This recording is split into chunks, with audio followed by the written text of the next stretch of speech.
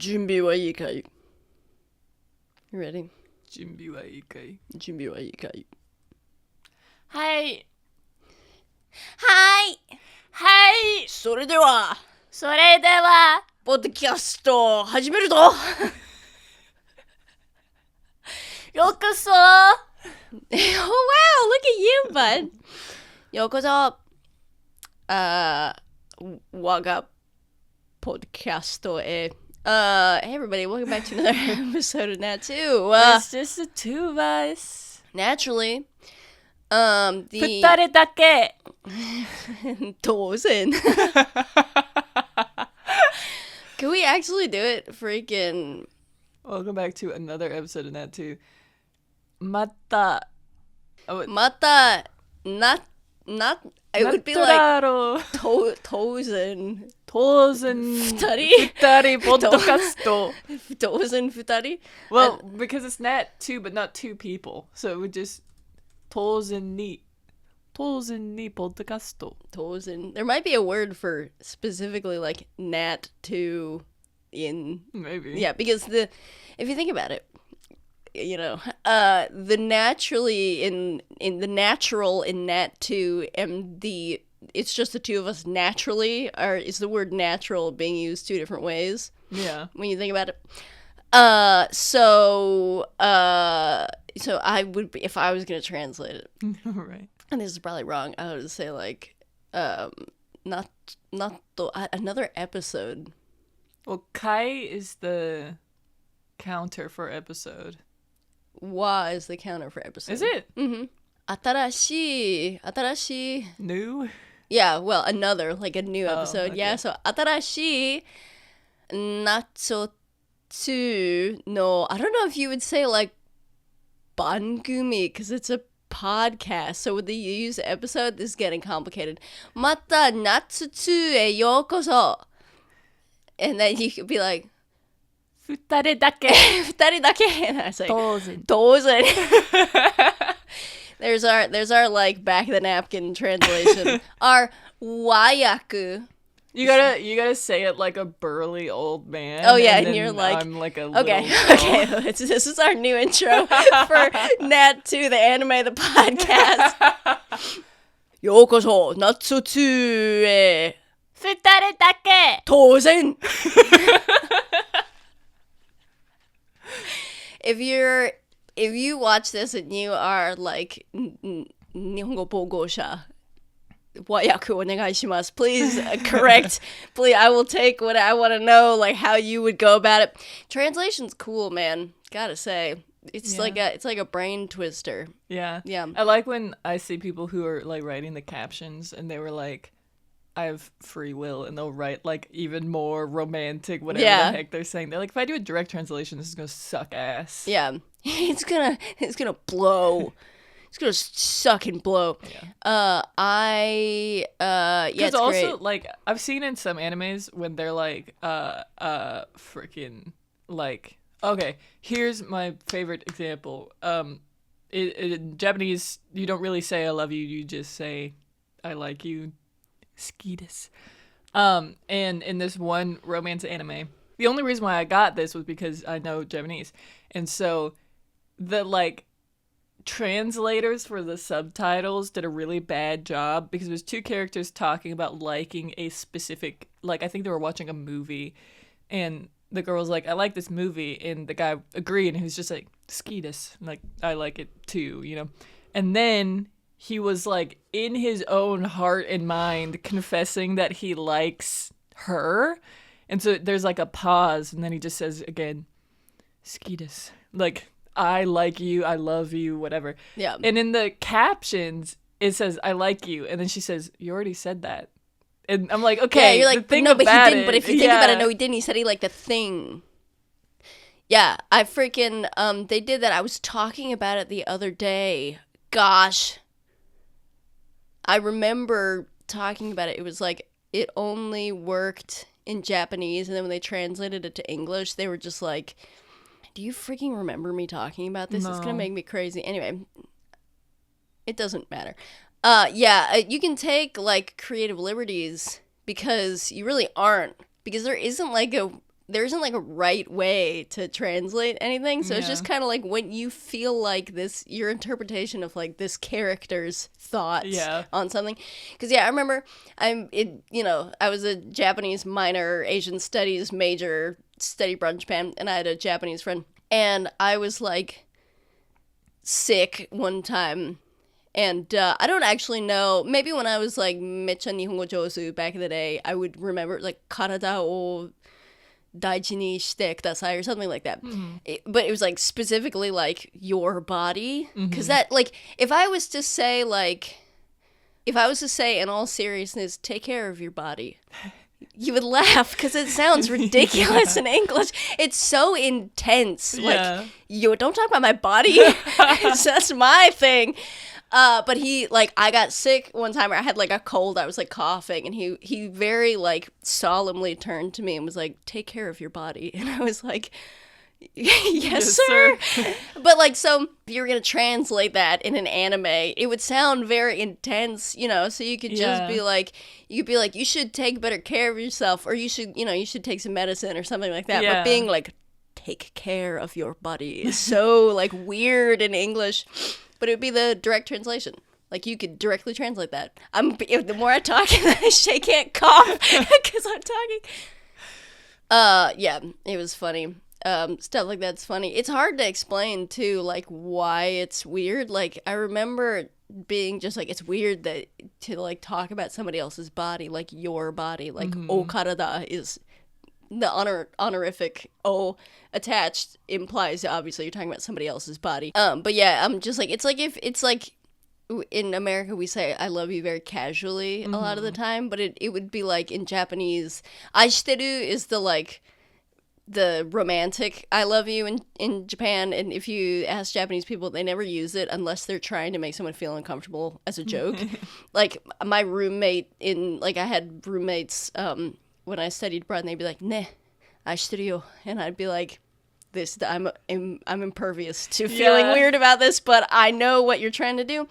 But like everyone else would be like, "Blah," and I'd be like, "Me too. I don't." But I'm like, it's like that. It's like it's so real and heartfelt sounding that it's too much.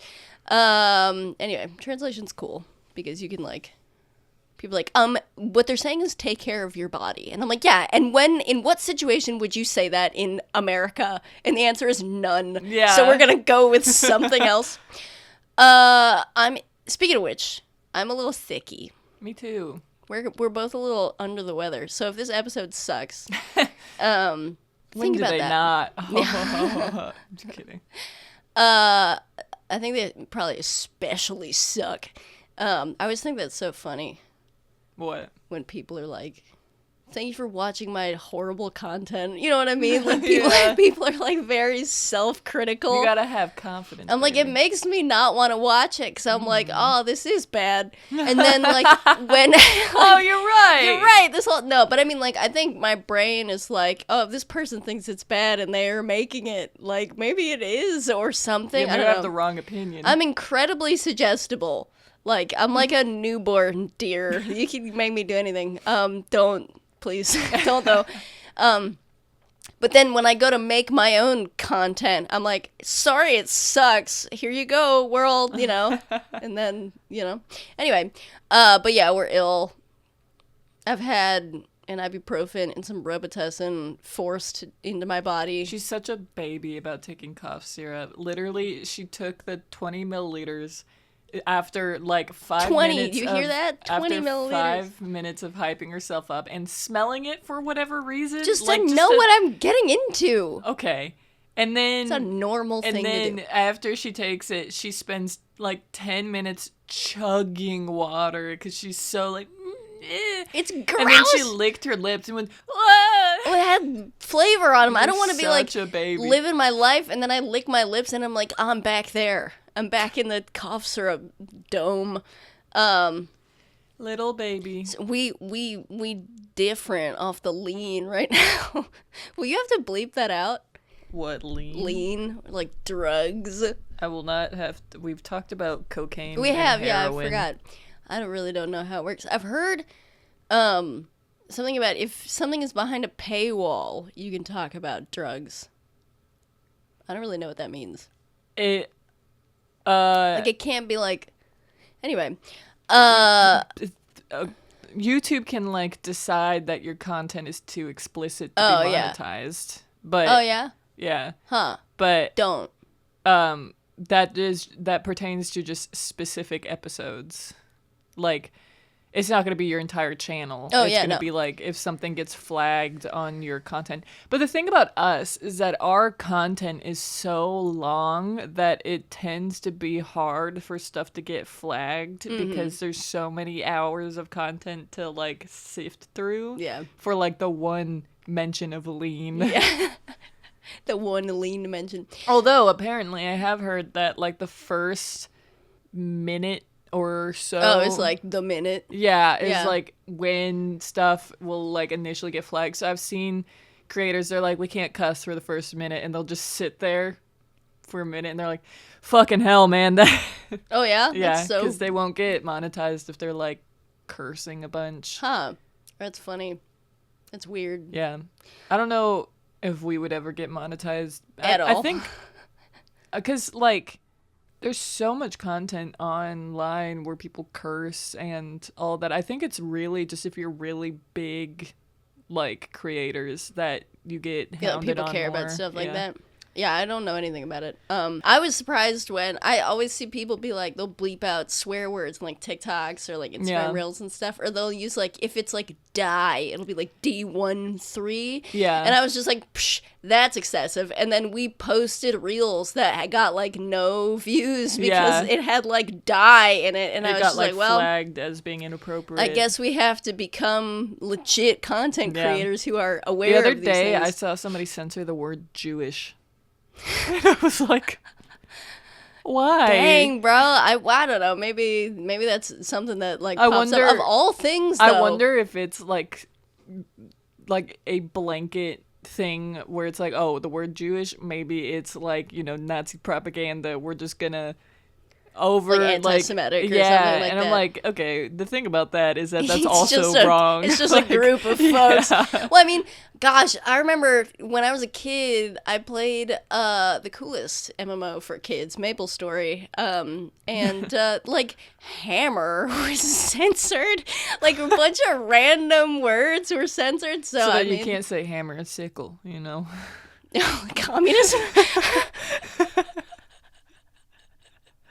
Yeah, that's why I was on Maple Story, to like blast commie Yeah, propaganda. you know what? They should have. The reason why they can't censor sickle is because if you're talking about like sickle cell disease, like you tell your friends, "Oh, I've got diagnosed with sickle cell anemia or whatever the heck it's called." They can't. Freaking gatekeep that. You got to be able to find communion with other children who have. What are you?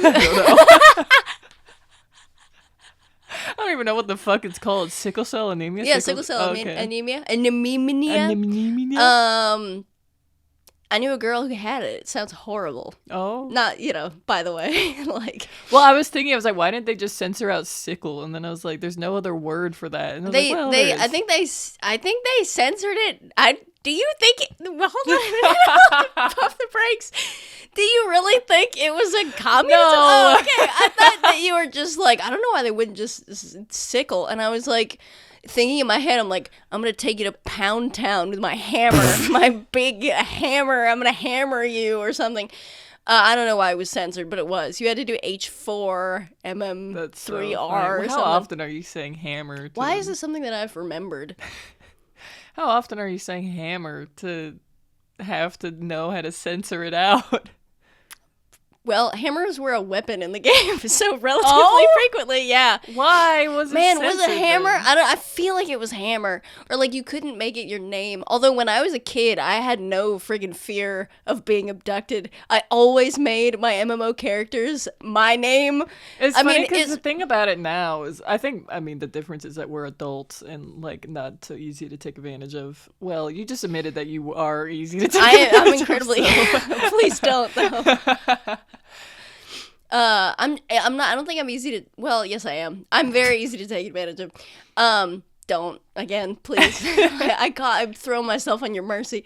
But yeah, I imagine that was the same when I was a child, and I just happened to avoid I don't know. disaster. You seemed pretty like. I'm not gonna listen to a single thing that somebody says to me as a child. You know, like you seemed pretty obstinate as a kid.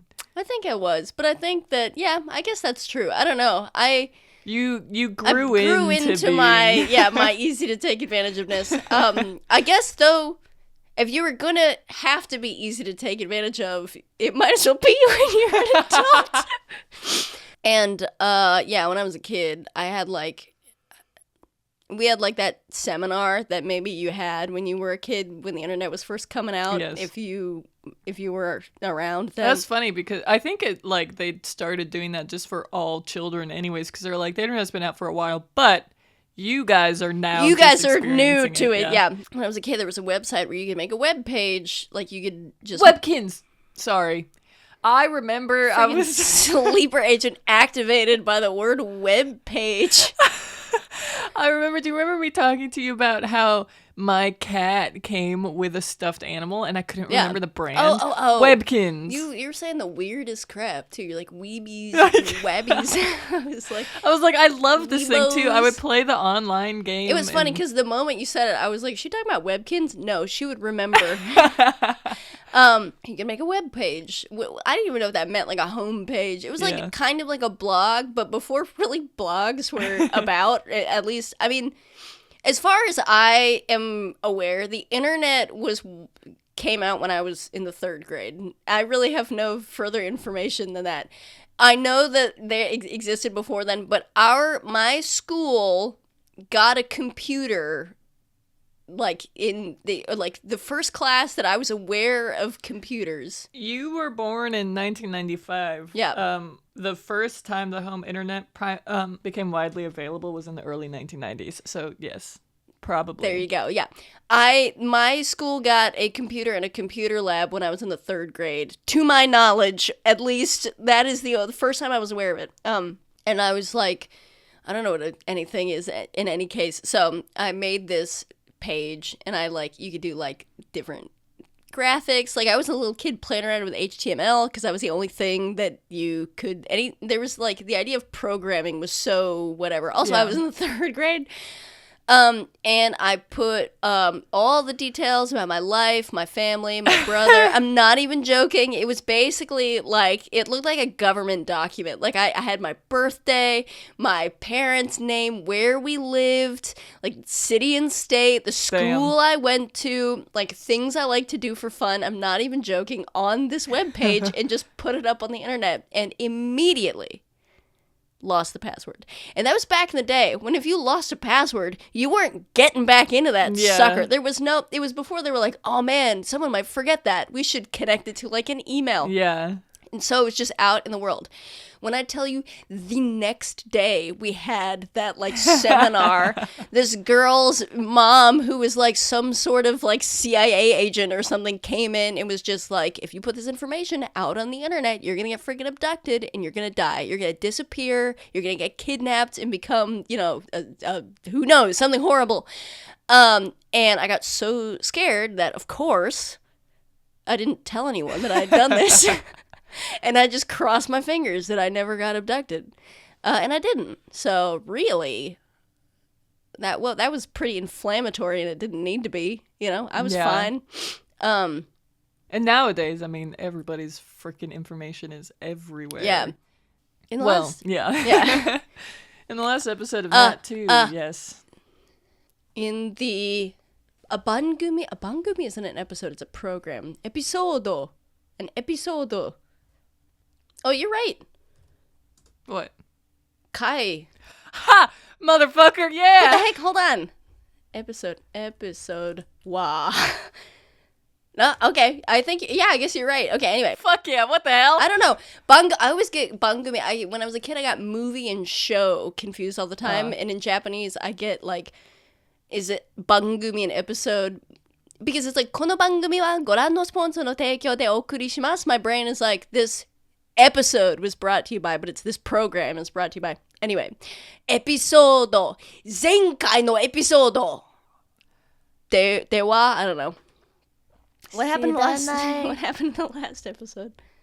How about we shake things up a bit? How about you do the Shake it up a little bit. Shake it up a little bit. You do this. What do we just shake it a little bit? What happened in the last episode, Monica? A lot is the thing. It was funny too because it didn't happen in like a nice, convenient order. It happened in like many different. Yeah. So I'll try and go by character. Vahrae heard his parents divulge some things when they came back to the room to get a little bit lit at early. What the heck happened to Brannick, bro? What? First Brannick, now Yusufi? I guess you're gonna have to find out. Maybe he got froze. I don't know what happened. Froze. Yeah, guess you're gonna find out. The thing about him is that I'm less emotionally attached to him. So. Man sucks. Anyway, my sister, Finch, turned into a rat while he was supposed to be in the bathroom having diarrhea, and then he escaped into the walls. His dad and brother presumably still looking for him. They have not crossed paths, which just goes to show how good of a job they're doing. You have not seen hide nor hair of Linus. No, I saw him in the room with a bunch of folks. Oh yeah, that's right. Okay, you have seen him. But they were talking about stuff I didn't understand. Yeah, but like not as it pertains to finding you. Yeah. It seems like he was not aware. Yeah, you don't know if he's on the case or like what's the deal with that. Maybe your dad's trying to keep things under wraps. Be like, Honestly, I have this under control. I don't need my very cool son with a cool job to help me out. Finch goes in the walls. He gets the key to the diary of the queen and reads something very interesting about the fact that maybe the queen's being watched, and also something that they're doing that is sus, even though someone is a human or something like that. Yeah, one of the things being like, I understand that he's a human, but whatever, and it's like inhumane or something. And I'm like, okay, wait. Yeah, a little weird. But we did not get the journal because, of course, Finch is a rat and it is a people-sized journal. But he did get the key, which he has strapped to his body for potential future usage. Him and Bean are taking a little siesta because Bean put his foot down and was just like, I'm tired. So they're on ice until the ball begins. What is her name? Tavamil. There we go. I kept trying to say Thalen. I'm like the other T elf. Tavamil and Iffy are chilling in the crib. And agreed to meet with Vahrae. Yeah, Vahrae sent to Tavamil. They agreed to meet, and Tavamil gave some information as to how Vahrae could go about finding her room, which is to locate Wisty Jones, everyone's favorite maid. Vahrae also sent to Farneal, and it sounds like he's doing fine. He's probably, honestly, they probably like sent him to like a beach, and he's just chilling. He sounds great. We don't have to worry about him at all. We might as well just not worry about him. Yeah, he's fine. I don't need to save him. I can actually dip on out. You can leave, probably. Yusufi, she'll figure it out. What do you know about Yusufi from what your parents said? Do you remember? Well, she's still in stone in a foreign land. I mean, what they said was that she's in critical condition in a foreign land. Which, I mean, he's assuming that means that she's still made out of stone. Primarily because they were saying that she was in critical condition while she was in stone. So, like, when they first initially, he got in trouble for it. Mm-hmm. And they're like, due to my son's carelessness. So I think, I mean, she's still there, ? Yeah. But you don't know, like, really what their interaction consisted of. No. I mean, it was very vague. But it seemed like they are, like... It's funny because they're like, due to my son's carelessness. But they have this idea that it was, like, orchestrated... Because they keep talking about, like, first Brannick, now Yusufi. This was supposed to happen to you. Yeah. And it seems as though they want to blame Vahrae so that they cannot have to face who maybe is actually causing this to happen. That's true. The other thing is that you said that they're maybe trying to, like, come up with a reason why it wouldn't be this potential other entity. Yeah, so I think that... Because they were like... especially with Vahrae's mom being like, it was supposed to be you. Like, you were supposed to be the, like, scapegoat child if something were to happen to us, you know? Like, we cared less about you, so it would be less heartbreaking, or not at all, you know, if something were to happen to you. And her being like it wasn't supposed to happen this way. And he was like, okay, so do you actually think that it was due to my carelessness, or are you suspecting that maybe something was orchestrated and being pinned onto me, but you're willing to let it be pinned onto me so that you don't stir up the pot with some folks that maybe you don't know who it is, but also maybe that you cannot face? Well, it's not necessarily, I think, that if you come with me on this journey, they are, they think that it's something that he did personally, necessarily. What, Vahrae? Yeah. Oh, but that he didn't hold on to his, like, shit that he had on him, or that he didn't look after Yusufi well enough? Yeah. Like, maybe it could be, it's not like, hey, you did this for sure. And I'm not saying that this is necessarily true, but it could imply, like, given what you know, well, that... the thing about it is he fucking agrees. Yeah, well, yeah. So it's, like, as far as that's concerned, he does kind of agree. Yeah.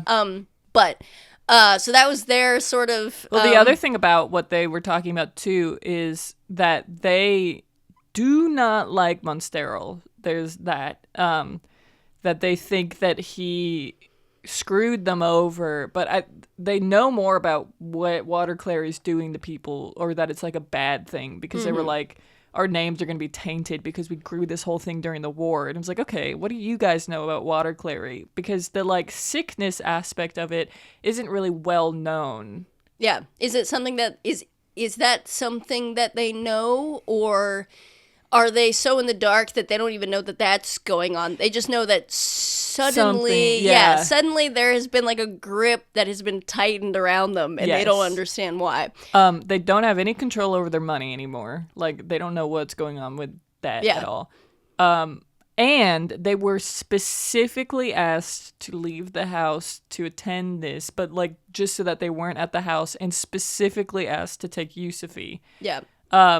Which, in Vahrae's mind, because then they started complaining about Monsterol and why he needed that to happen. And he was like, okay, so they've been in contact with Monsterol, or at the very least suspect his involvement. Yes. They did talk about somebody who spearheaded the plan in prison, which, I mean, Monsterol was in prison. I think that he recently got released because Momwin was saying, like, it was wrong of them to throw you in prison, whatever. Maybe he wasn't released, but he was, you know, fucking, what is it called? Sprung. Yeah. Yeah.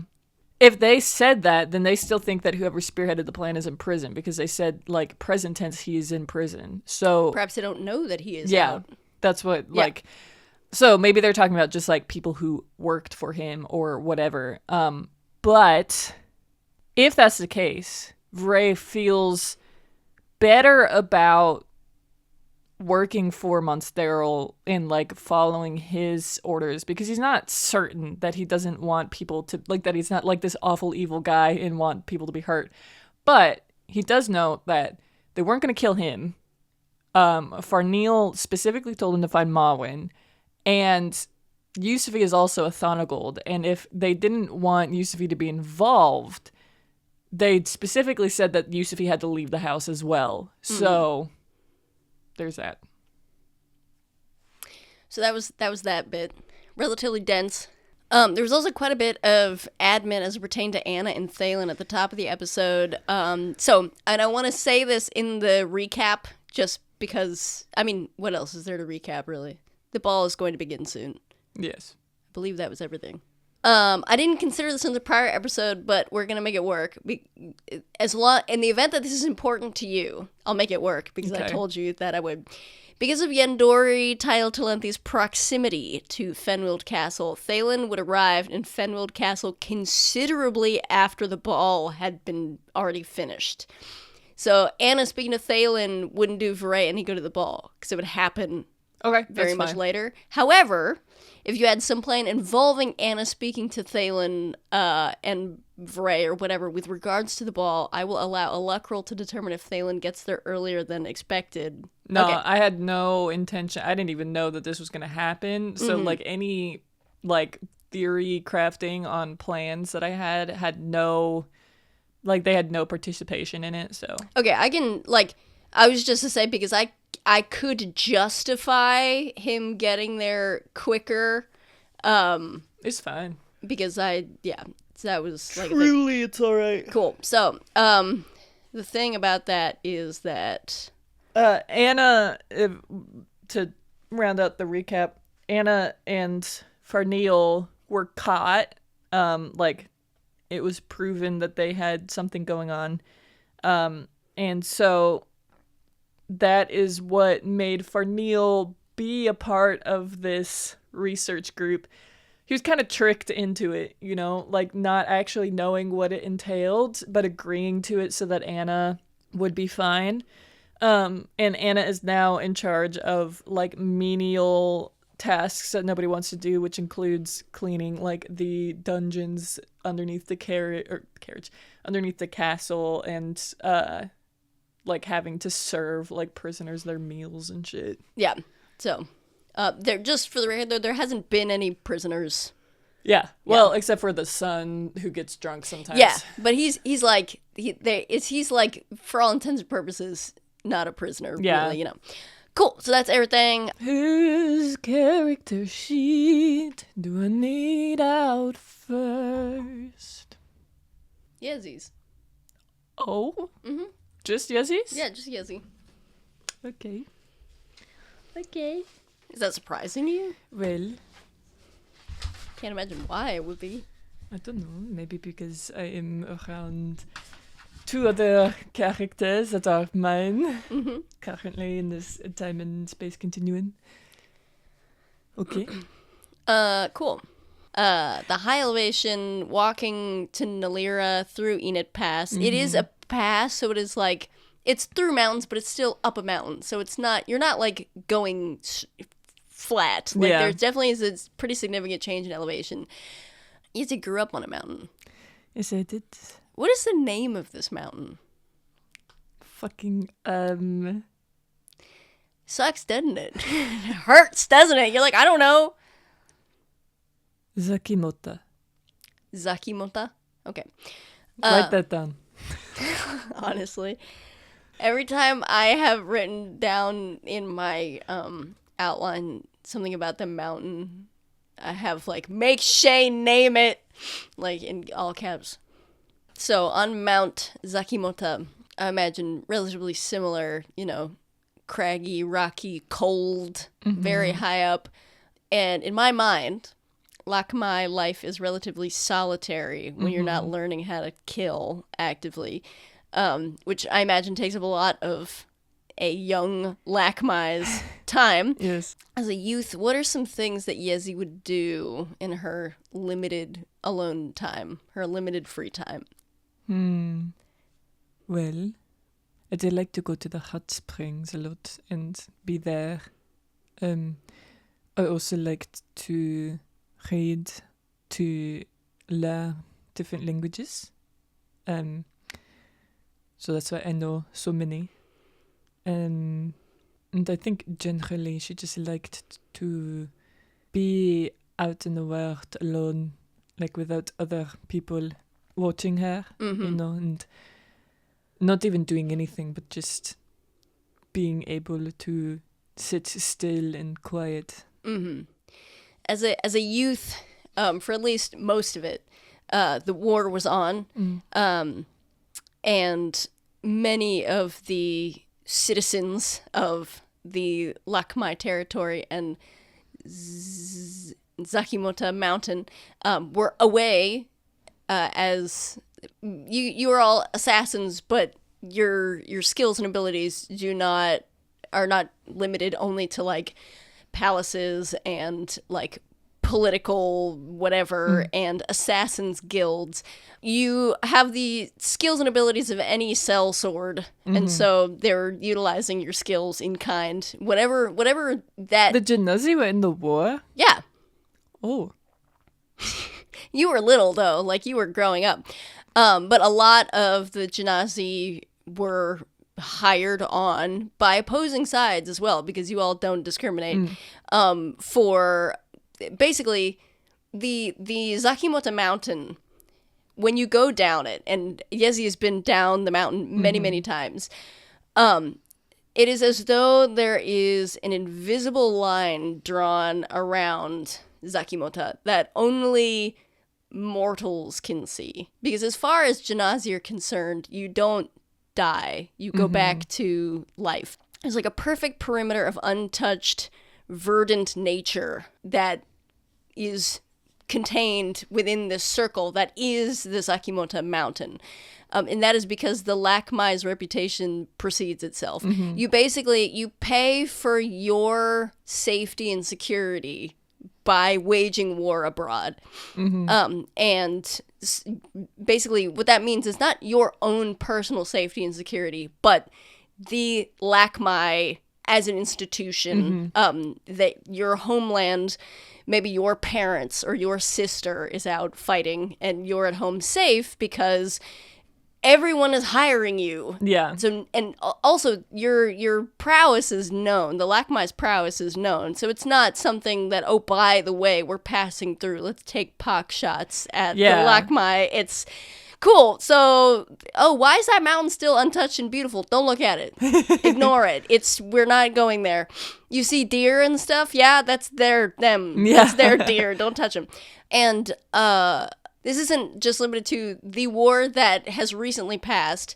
I have to say, as a non-historian, I don't know how quickly wars are named, but my thoughts on this is that it ended so recently that no one has decided on a name for it. So it is the war, and then any other previous war, it has a name. Yeah. We've all decided that that's what we're going to call it. There's been a lot of wars in Yennefer, and this has always been the case since the settling by these other races, because the Lakmai and all of the Genasi were settled first in Yennefer. It was foremostly, as Yezi knows, and all Genasi know, a Genasi nation. The Lakmai and all Genasi predated settling by any other race, and then were largely displaced. Okay. The Lakmai saw this and were like, cool, we need to protect ourselves against it. And it wasn't just the Lakmai, though, right? Because there was also, like fire Genasis and other, like, earth Genasi families. And this is a question that Yezi has asked, like, elders. Because you learn, it's a very, like, word-of-mouth tradition type thing. And you've heard tell of the legends of the great cities surrounding the volcano to the south that were decimated by these devil people with horns. And the water Genasi that used to live in every stream and every river and play and be gentle, and what they've turned into as a result, and where they're relegated to live now. And this is your sort of version of that, but you're not being chased around. You're not hiding in the only place that you can live peacefully. You make your own peace. Yeah. Like, that's sort of the thought. So as you're walking in the mountain to the hot spring, it's at a relatively high elevation, right? It's one of the places in Lakmai and in general Genasi society, any Genasi would recognize it. It has sort of like a religious significance. The hot springs. Yeah. Genasi don't participate in religion like with gods. It's more like an animism in which they themselves see themselves as like a spiritual player. Right. It's like Artemis believing herself as a Greek god. Yeah. Like, you all are not...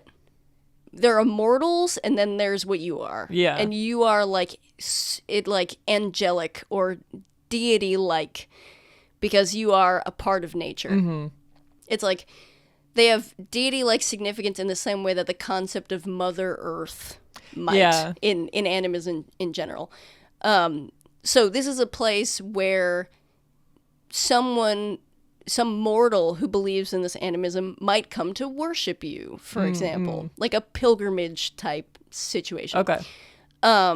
And there is a shrine as well on your way up the mountain. So as you're walking up the mountain, what is I'll say, as this walking through Nalira brings this to memory, it's the same sort of season. It's spring, so it's like a little nip in the air. What is the circumstances under which Yezi is walking to the hot springs at the moment?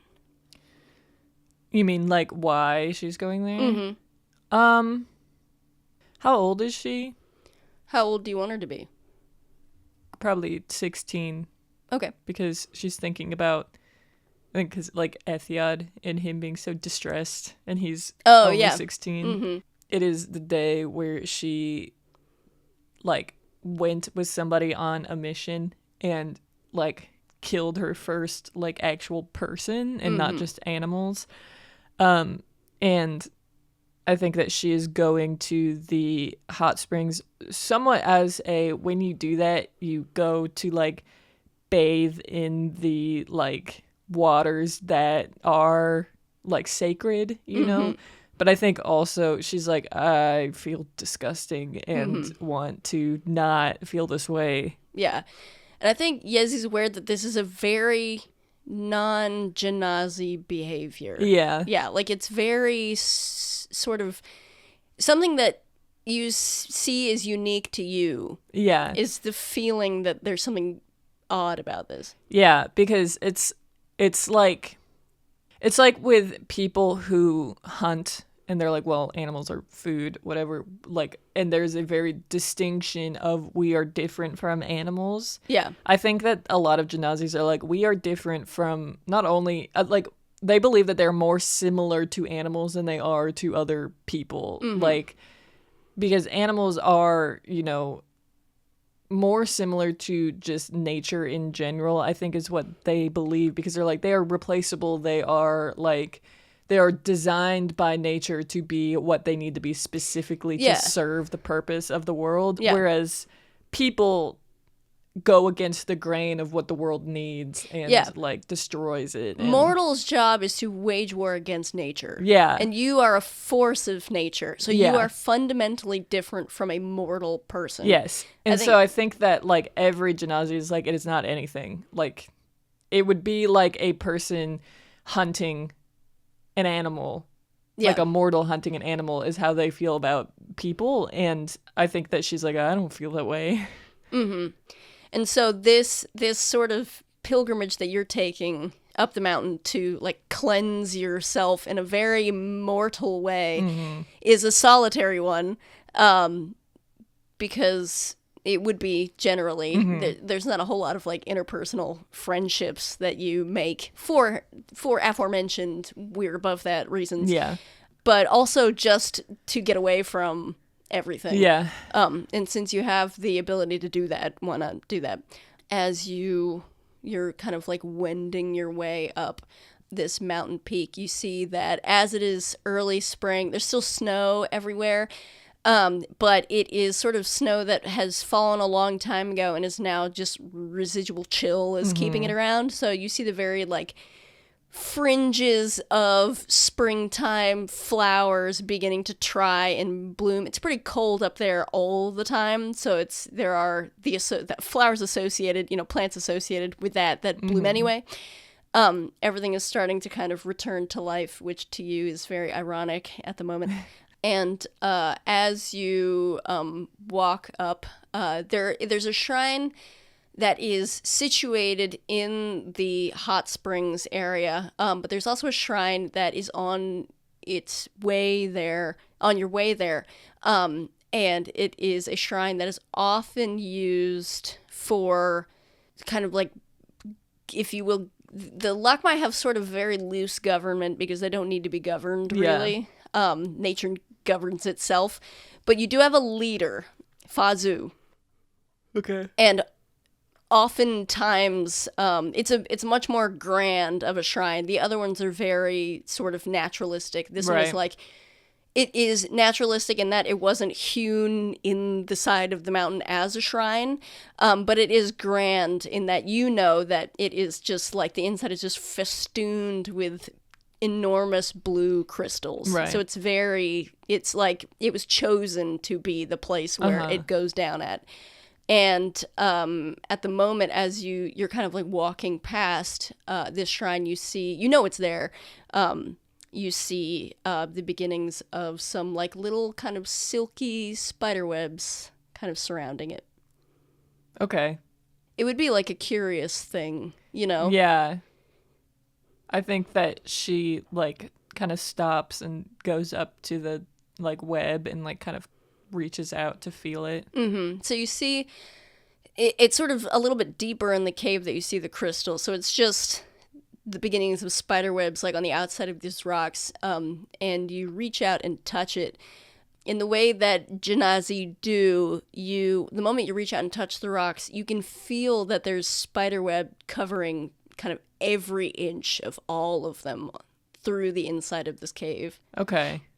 I think that she kind of like backs up a bit and is like concerned about it, because I think that she's like, that's not like, not that, things aren't allowed to go in there, whatever, but like is generally taken care of, like, because it is a sacred thing, like a sacred shrine, especially for the leader. And so I think that she's like, why is it like this? It should not be like this. Go ahead and roll a you can do insight. We'll do insight. Okay. Unnatural 20. Wow. As you kind of touch this spider web and you kind of back away from it, and you get sort of just a sense of how massive either this spider or family of spiders must be. You remember a time as a child when you were out doing some sort of like mission, like, like training, exercise. You go to put on your boots, and you stick your foot inside, and you feel curling around your ankle a snake. And you're maybe like 7 years old. You pull your foot out and you're freaking out. And Yezi's like crying or like freaking out. And you are approached by your teacher, Mishran, who grabs your shoe away from you and puts it on the ground. And you see this black snake kind of like gently but quickly slither out of it. And he says, Yezi, it is not poisonous. This scared me. As you need to be afraid, little one.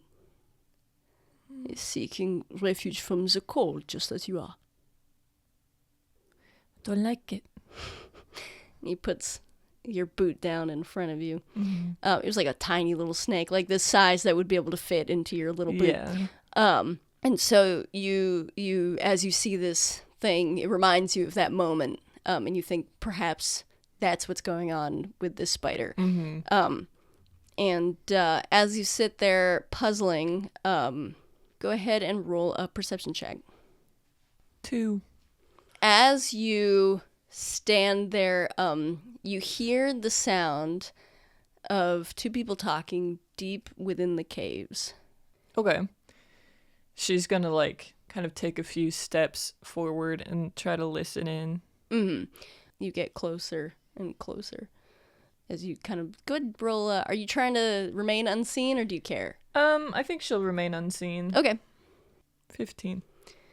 So you're making your way into the caves. As you get closer, you hear that the voices are becoming more and more animated. And that's pretty rare for Genazis. Like my people are relatively, it's like when you watch like taiga dramas or like Japanese movies, everyone is very like even keeled or angry, like, but in a very like metered way.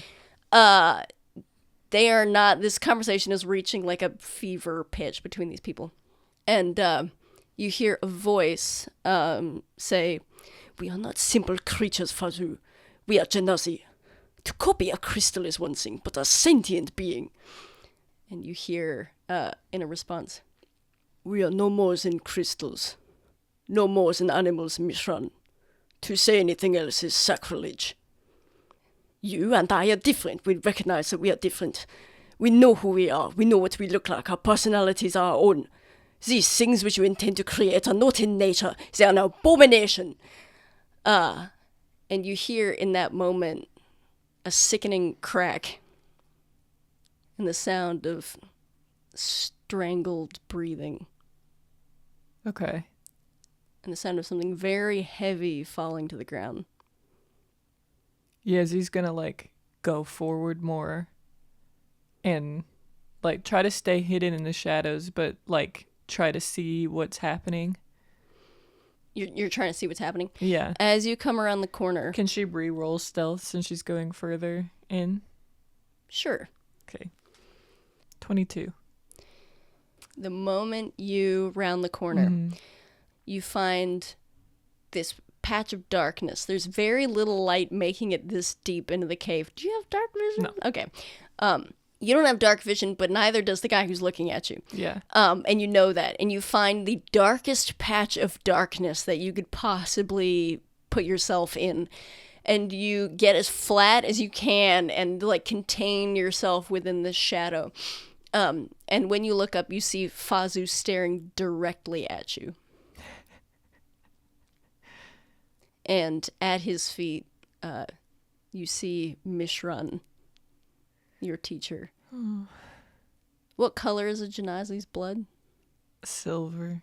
Silver mercury blood, catching all of the light that is in this room as it spills out onto the floor. You're taking in sort of as just another completely unnecessary and uninteresting detail that at the far corner of the room is a massive spider. Okay. Like, bigger than anything you could imagine seeing. And that it is, in this moment, preoccupied consuming something. And as Fazu looks up at you, he says, "Abomination. Nothing which we Genazi do is against nature. We are nature. Would you criticize a lion, Mishran, for using the tools at its disposal to defend itself? Or the ocean? Or a mountain? Let an abomination fight. Let him return to nature for the sake of the true Genazi." And he looks kind of around you, and he walks straight towards you. Yezi kind of like shrinks back a bit. She's not saying anything. She's just kind of like staring at him wide-eyed. He stops right in front of you, like inches. And as you kind of peer up from your vantage point, you see him look around again. Must have been my mistake. And turns and leaves.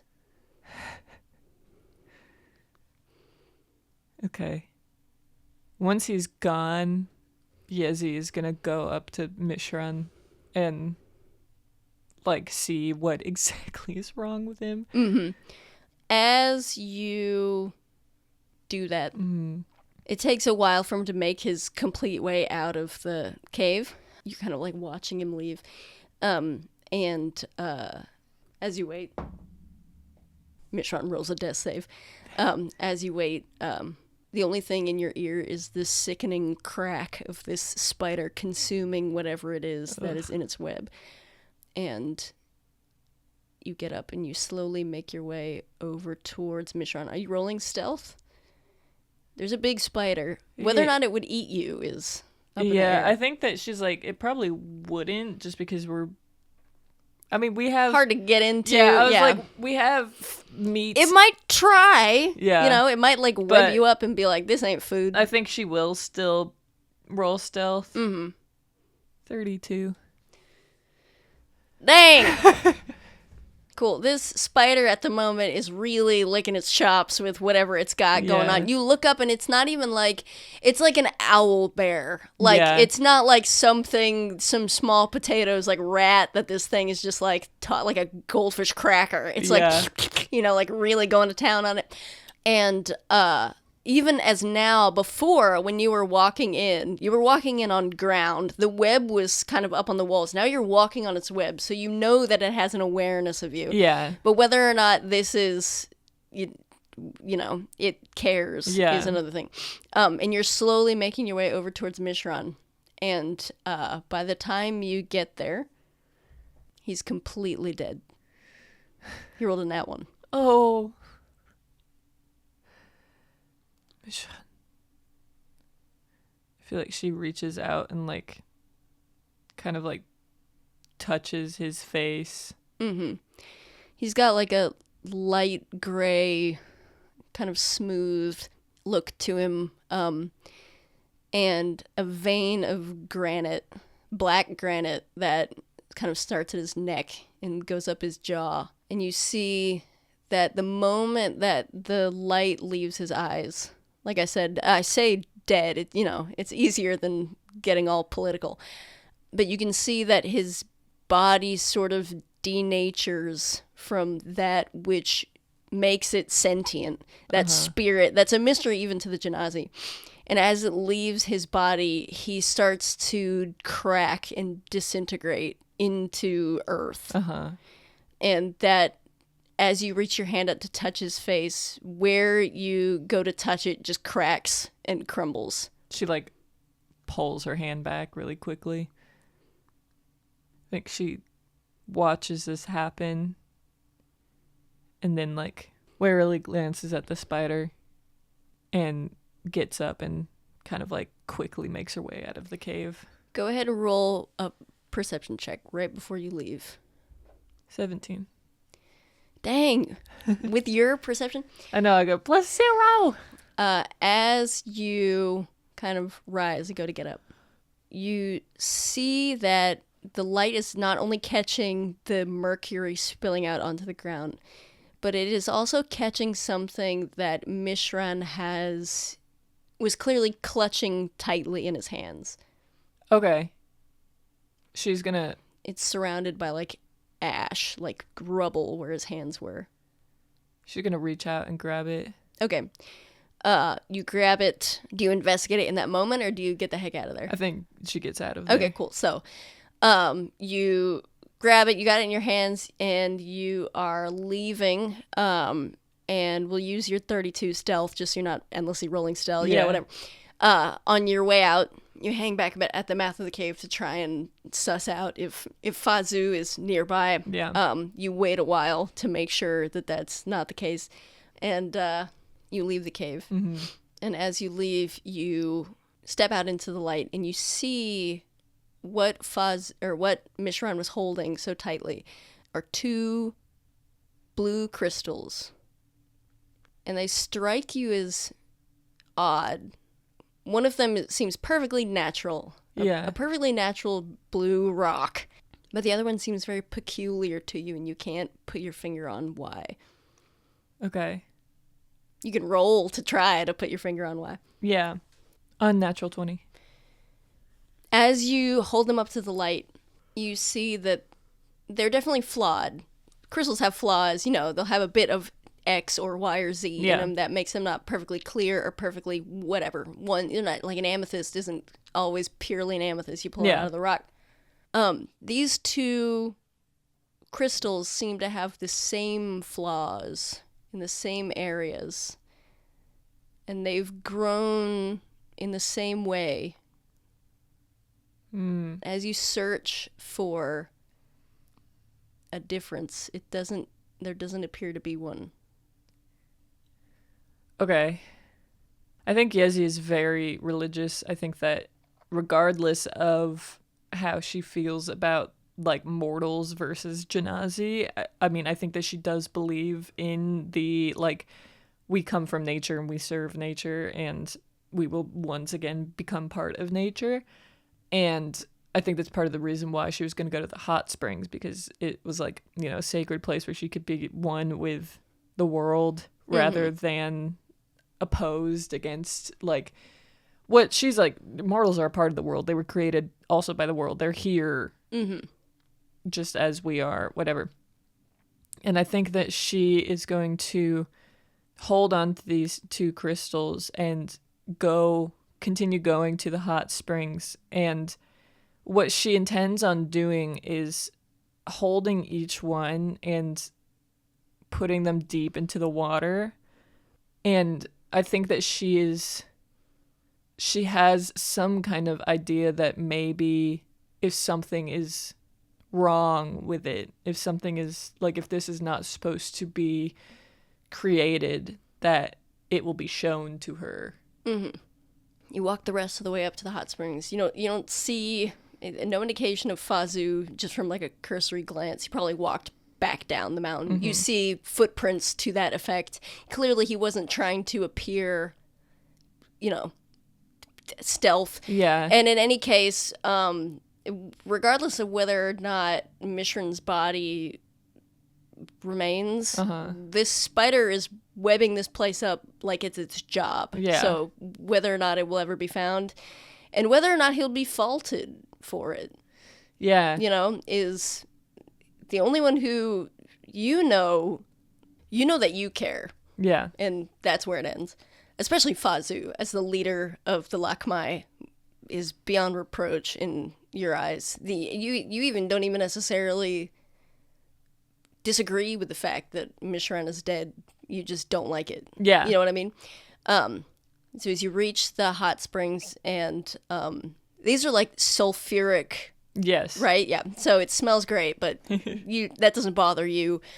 And you step your body into the hot springs, let it soak up your rock body, like sinking into a rock and dyeing your skin. You put these 2 crystals in the water and you ask for it to tell you something. Let's see what you hear. Roll with my crystal D20. That you can't read. That I can't read. You put these crystals in the water, you hold them underneath the water, and you feel in your hands. And you can talk to stone. It can tell you things, not in the same way that you would talk to another Janazi, but in its own way.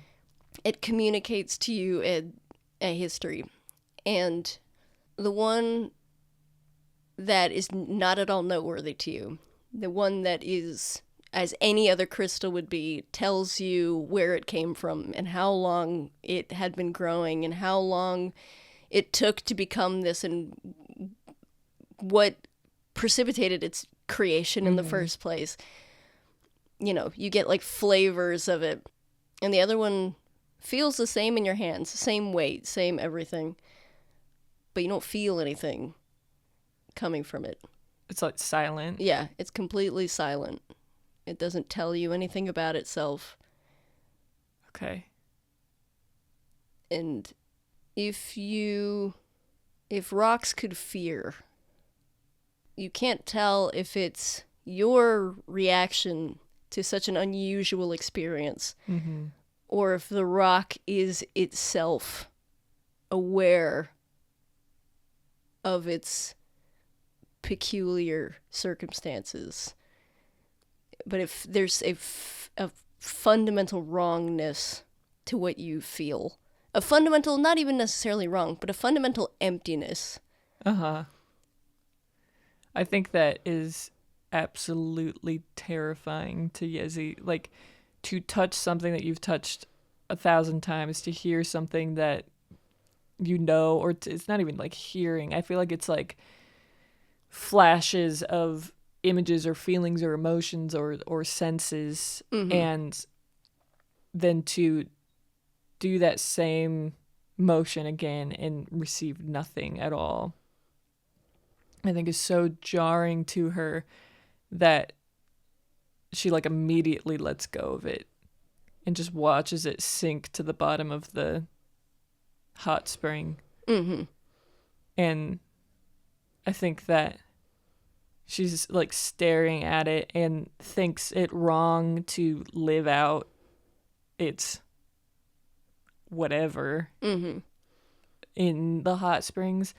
So I think she like goes underneath the water, grabs it, climbs out of the hot springs, and she's going to go to the very edge of like the cliff face of a mountain and take it and throw it as far as she can off the edge of the mountain. Mm-hmm.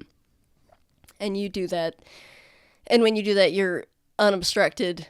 No, you don't see anyone. No one tries to stop you. You have free reign. You can go wherever you want. And as you make this, your way up the cliff face of this mountain to throw this rock off, this rock that radiates void, this crystal that radiates nothing and oblivion, you remember putting on your boot and following after Mishran with some of the other Janazi lock my children as you go off to do some training, some 20-mile run, something fit for like a 6-year-old. Yeah. You walk next to the, at the time, towering silhouette, a towering person, and you look up and you don't know who they are, looking at you in a very snide manner. And he looks at you and says, "True Lakma do not fear." I think she kind of just looks at that person confused. And they walk away. As you pull your arm back and chuck this rock as far as you possibly can throw it, you hear, "Why is it so cold all of a sudden? Oh my gosh. It wasn't even this cold like 10 minutes ago. It feels bloody amazing, mate. We're going up a mountain thing. It's what you expect. I thought we were already on a mountain. Like, we're in the mountains, man. I thought that's where the cold is at. I didn't think it was going to get colder. We're going up a mountain, among mountains. Look around you, mate. Can't you see?" I just have to say, if there are spiders around, maybe we should not alert them to our presence. Where spiders good at listening or something? Is spiders good at hearing? Genuine question. I don't know anything about spiders, man. Yes, they can hear. Jeez, I thought they felt, Do they feel spiders?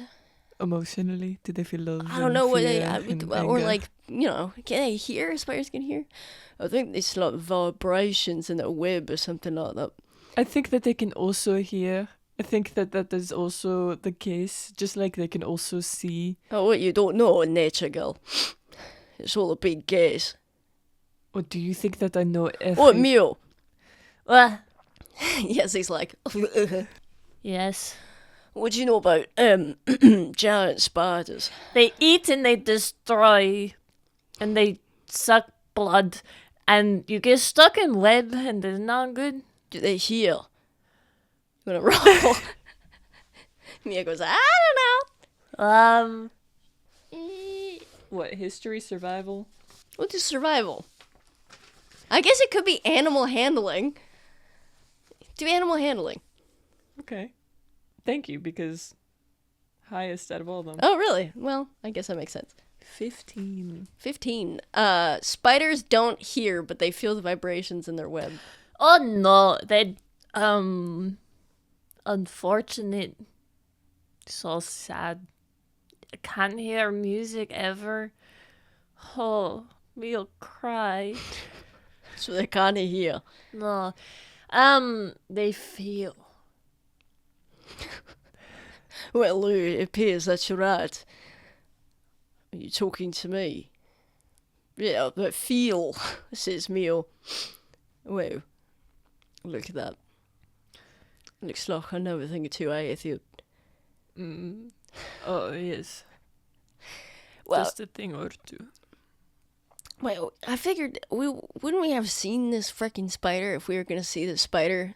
Like, wouldn't it come out? I mean, all I see. to be on shore, it wants to come and meet us. No, but I figured we would see it. I mean, I don't know. I figured this is a pretty big spider. I mean, I don't know. I mean, do you see a panther in the woods if it's hunting you?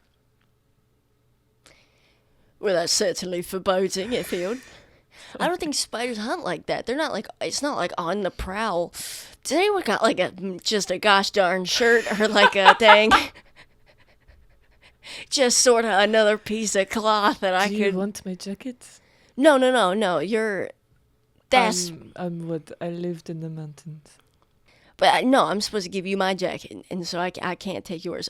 Lucian, you don't need that, do you? What you referring to, mate? His shirt. It's not thin. It's not like going to keep you warm. It's more than nothing, man. I'm not walking around shirtless. Oh, come on, don't be shy. There's no one around, you know. See you in all your glory. My glory is right. No, you cannot have my shirt. It's freezing anyway, Just take but my jacket. like no, Like please. here. She like tosses it at him. All right, we'll trade or something. It being cold. Like puts it on and like thaws out. Like he's like holding it like at the front, like at the Yeah. collar. You look like you're clutching your pearls. I don't really know what you're talking about, man. But I'm warm now. Are you doing all right, Eliad? Oh. Who's to say? It's probably good for him, honestly. You could What, use it. being fucking cold? I keep you up. Okay, Don't need to worry about no, that. because the cold like tires you out, and I'm already there, man. I'm so there. Wait, I could lay down on the ground here and nope. sleep for Come on, mate. And he's forever. gonna like put a hand on your shoulder and keep walking you. Forget I said anything. Isn't it codes up here for a great bloody spider? Mio, do you want to chime in with some Mio facts? Well, she doesn't know what they're talking about. Oh, that's right. Yeah. Poor Mio, man. That's true. Yeah. Well, Vatil instead will say, well, I imagine it's been displaced. You know, Well, I don't know. I mean, there were spiders in the mountains where I lived. we're just like out and about. Well, they happened to. I mean, one that I saw was in a cave, Or like a nice warm cave away from the weather. but it was As in I the said. fucking mountains. Well, what I'm saying is it's not the ideal location for a spider, am I wrong? I don't know. When did you Mio! ask me? Huh? Spiders like heat are cool. Why are you mad at me? I'm not mad at you, I'm mad at that thing over there. Do spiders like it warm? Yeah. Thank you. They According... cuddle. Oh, excuse me now? They cuddle. Cuddle? Are the spiders? No. I reckon that's not true. It's nice to think.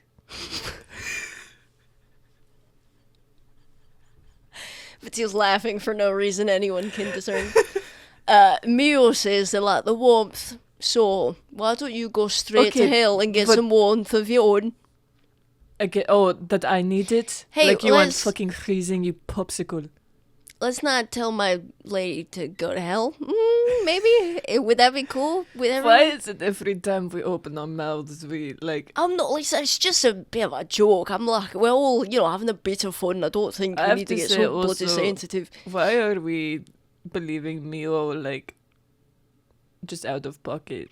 Out of hand. Well, I doubt with anyone else who knows shit about shit. Well.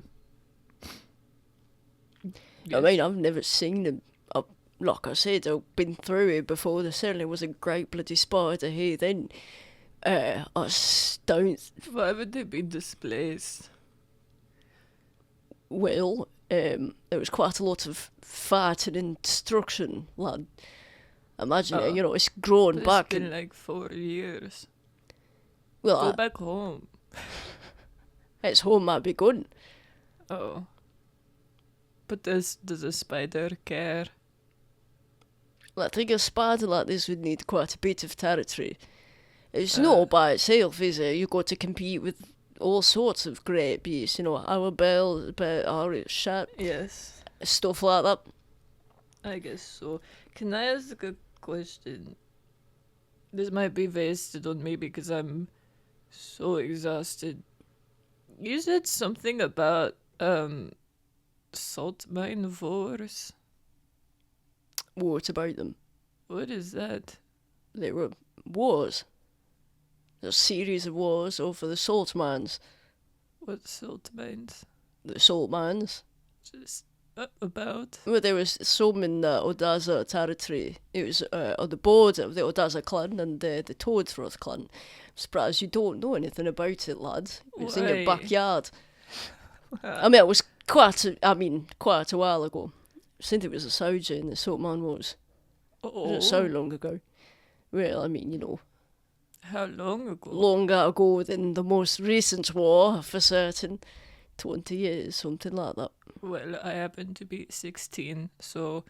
Oh, lad, I think you've got me confused with someone who said, weren't you there? What I said was, you don't know shit about it. That's You said quite it was in my surprising. backyard. Of course I don't know shit about it. I didn't have parents who loved me, or I went to school. None. Like through the grapevine or something. Who was I talking to? No one. I don't know. Luta. Your little friend. Yes. She My doesn't little know friend that I didn't even know was fucking part of the... Alright. The Lucian's like I'm sweating. tired. Everything's alright. Everyone calm down before the spider doesn't hear us because it can't. Maybe something else might. I will say it's quite a surprise. I guess it ought not to be surprising. We've not seen any other life around us this whole time we've been walking up through here. Well, perhaps that is an omen. If we're gonna go out, You want to get eaten by a spider? he's solidly bringing up the rear now, like profoundly bringing up the rear, and Lucian is like hanging back to be like, hey guys. Yeah. And he's by himself. Mio is just everywhere at Yeah. once somehow. He's just like, if we're gonna go out, we might as well be together. We can hold hands while the life is drained out of us. The fangs of a giant spider. I don't have much life to be drained out of me at the moment, so maybe this is good. Maybe the spider will sense that and then think I'm not... What, like juicy or something, man? I want a nice voluptuous guy to suck. Anyway, Yezi, you'd probably... Forget I said that. Yezi, you'd probably be fine, though. No? Oh, No? well, I mean... I do have meat. Everyone forget that you heard that just now. That's for me. I'm joking. That was a joke. What do you mean that's for you? Oh, dang. What the heck? Fingers is gonna, like, disappear from your line of sight as he, like gets on his knees in front of you. Not for, like, weird reasons. Something interesting is on the ground. Oh, dang, what the heck? You have meat? Let me up in there. Let me get up in that meat. What does that mean? What? What on earth? Yezi, you're close to where he is. You look down and you see just like a slew of apples. Dang. Okay, wait, hold on. Finger. Oh my gosh. Finger. She's gonna, like, What? pull him up. What You the are just heck, going man? to eat food that you have you don't know anything about. Why the hell would there be apples just thrown across the trail? I don't know, maybe... You see fingers from his knees as you've, like, grabbed him. Turns around, he's, like, looking up at you, and then he looks up. Yes, he's going to look up. The rest of the world looks up. And you see above you a carriage that is attached to a horse that is bundled up in 1,000 miles of silk web with an enormous black and yellow spider sucking the juices out of it. Okay. Can I eat the apples? No. I bet we could take some. While it is preoccupied with the horse, let's try to get out of here. Don't make any sudden movements. Just keep on walking. Right past it. Yes. Come on. Mio, Mm-hmm. any insight? Can she roll? Yeah. 13. You see spiders all the time. You don't often see like giant, terrifying hell spider monster creature spiders. You know that you're kind of extrapolating from your observation of like orb weavers, which this looks a lot like. Yeah. That they don't necessarily chow down ASAP. They might be like, cool, snack for tomorrow. You know what I mean? Uh-huh. Like is that true? I actually don't know anything about spiders. Let's find out if this is true. It before I is say true. Okay, cool. But they do. They'll kill you now. Yes. They might suck your juices later. Yes. But you'll die now. But what all that is to say is that it's not going to be like, I'm full up. Yeah. I'm going to let all this snacky slide on through. They like food. Oh, you don't say. Is it suicide first to just try to sneak on through? I don't know. Mio doesn't know shit. The last time that I came in contact with the spider, it was eating something when I was there. And it didn't seem to care about me. Oh, what the thing made out of rock, it didn't seem to care about. Yeah, can you get eaten by a spider? Yes. Well, I get, okay, Finger's gonna roll perception to see, like, terrain that is unwebbed. Maybe it would be super hot if I pulled up people's character sheets. Perception? I forgot, he's friggin' stupid! Cool. So you see him kind of, like, open his eyes and, like, look around and be like, okay, everything's covered in webs. Can my characters make perception checks? Yep. Just so you know where you are, your Fingers and Yezi are directly under this carriage. Everybody else is far enough back that, like, you can see it in all its glory. Mm-hmm. But you're within 30 feet of Fingers' position. So you're not, like, you know, from Vatil to Fingers, it's, like, 60 feet. Okay. So I guess you're not with I'm gonna say most of you are within 30 feet. Okay. Can Mio and Yezi roll with advantage because they are immune to difficult terrain? Yes. Mio rolled an 18. Okay. Yezi rolled a 17. I think I rolled a nat 1. Fair. Yeah, given. Fingers got freaking. He rolled an 8, has a -2, so he rolled a 6. Lucian rolled a 5, he has a +9, so he got a 14. And Vatil rolled a 10 and has a +7, so he got a 17. So your characters, anyone who got over a 15, you're all sort of seeing the same patch of kind of like unwebbed rock that is like rock climbing levels of rock climbing. Like, you're gonna be climbing rocks, you know what I mean? It's not like we're walking up the mountain. Okay. And Vatil also sees it, and sees it and just kind of raises an eyebrow and crosses his arms. Well, I don't think that would be possible for anyone but me and Mio. Which I climb rocks, man. Does anybody have rope? Okay, see what I've got. I think Ethiad does. No, I've not got any. Because Ethiad had... Yeah, because he had rope to... Yes. Mm-hmm. Yeah, Ethiad does. Oh, me? That's right. How much have you got? Oh. You have enough. Like, you have a good amount. Enough. Okay, well then... Yezi. I will climb up. I don't know if you're thinking what I'm thinking. What do You would think? make a great counterweight. or you know, you do the thing, you hear like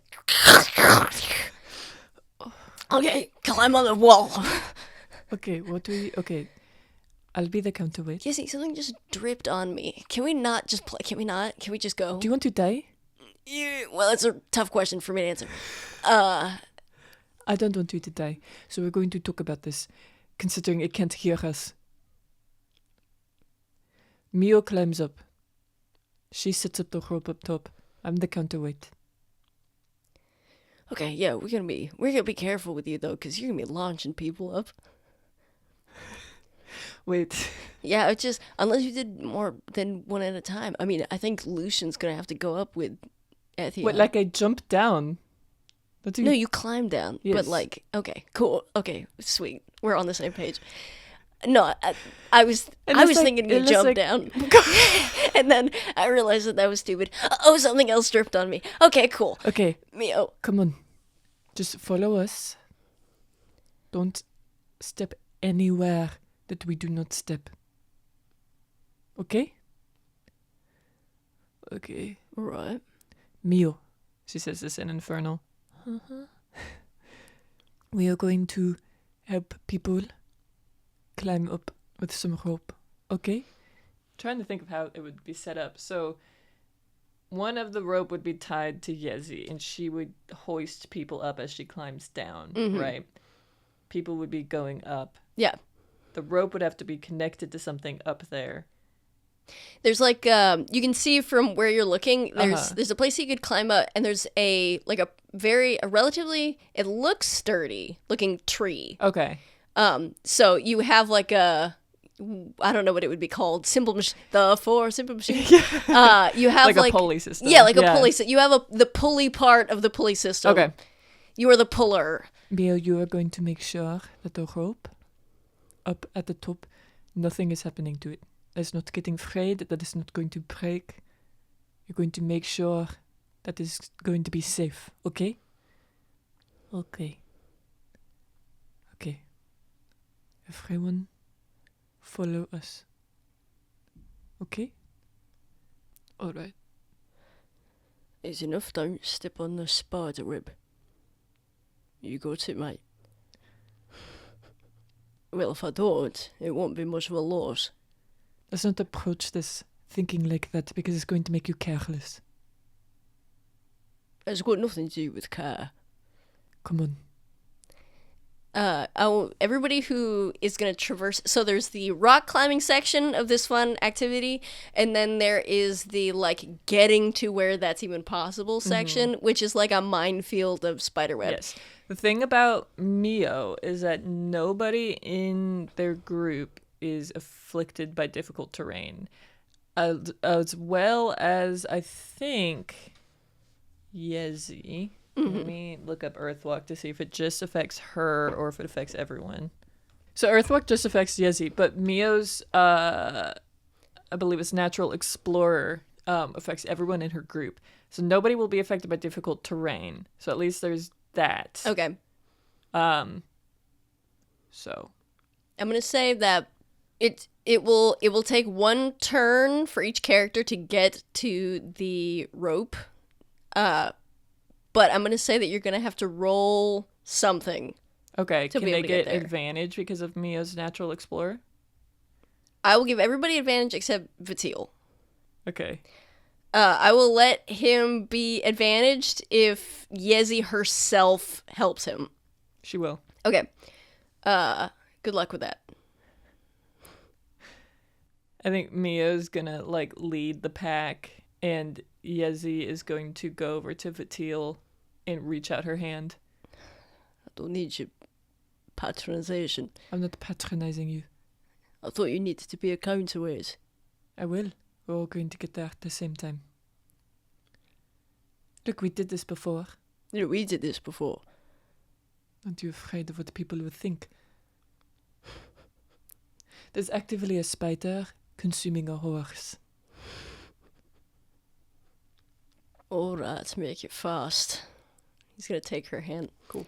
Cool. So everybody to get to this area. So Mio's gonna go first. Yes. Okay, Mio, good roll. Oh, what would be good? Survival? No. Acrobatics. Yeah, I guess survival is wisdom. Yeah. Acrobatics is dex. You could also do saving throws. Yeah, I guess you could we'll do, okay, dex saves. Okay. Nat 20 for Mio.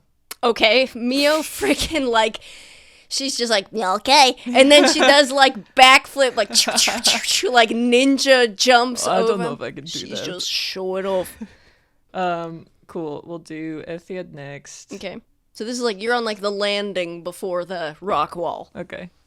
15. Okay.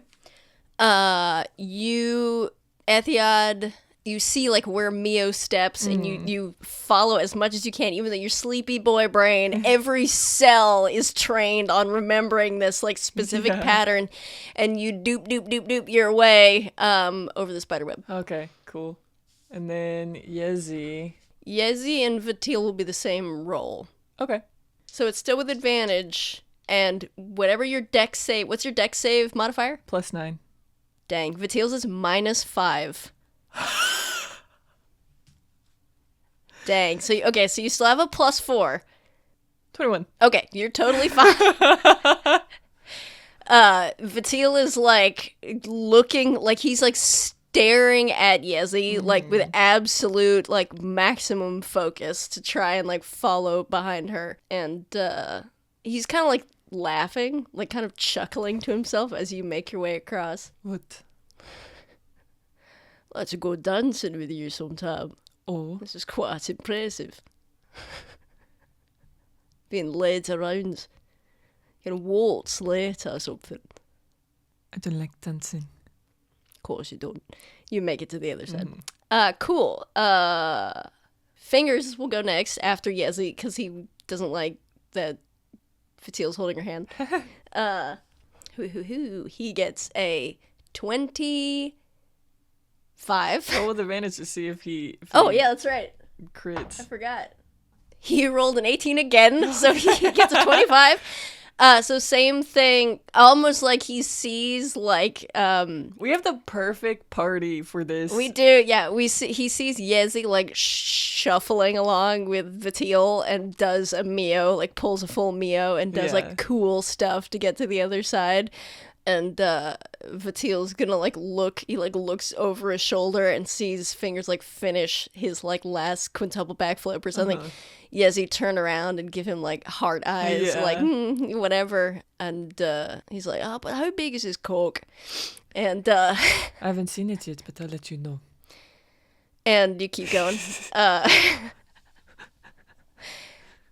Lucian is like staring at everyone. Lucian gets a +0. Okay.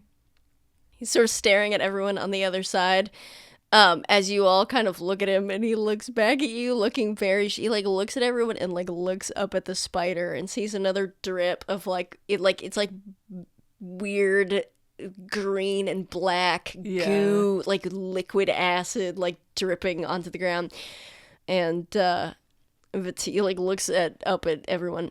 You can do it. I guess I've got to.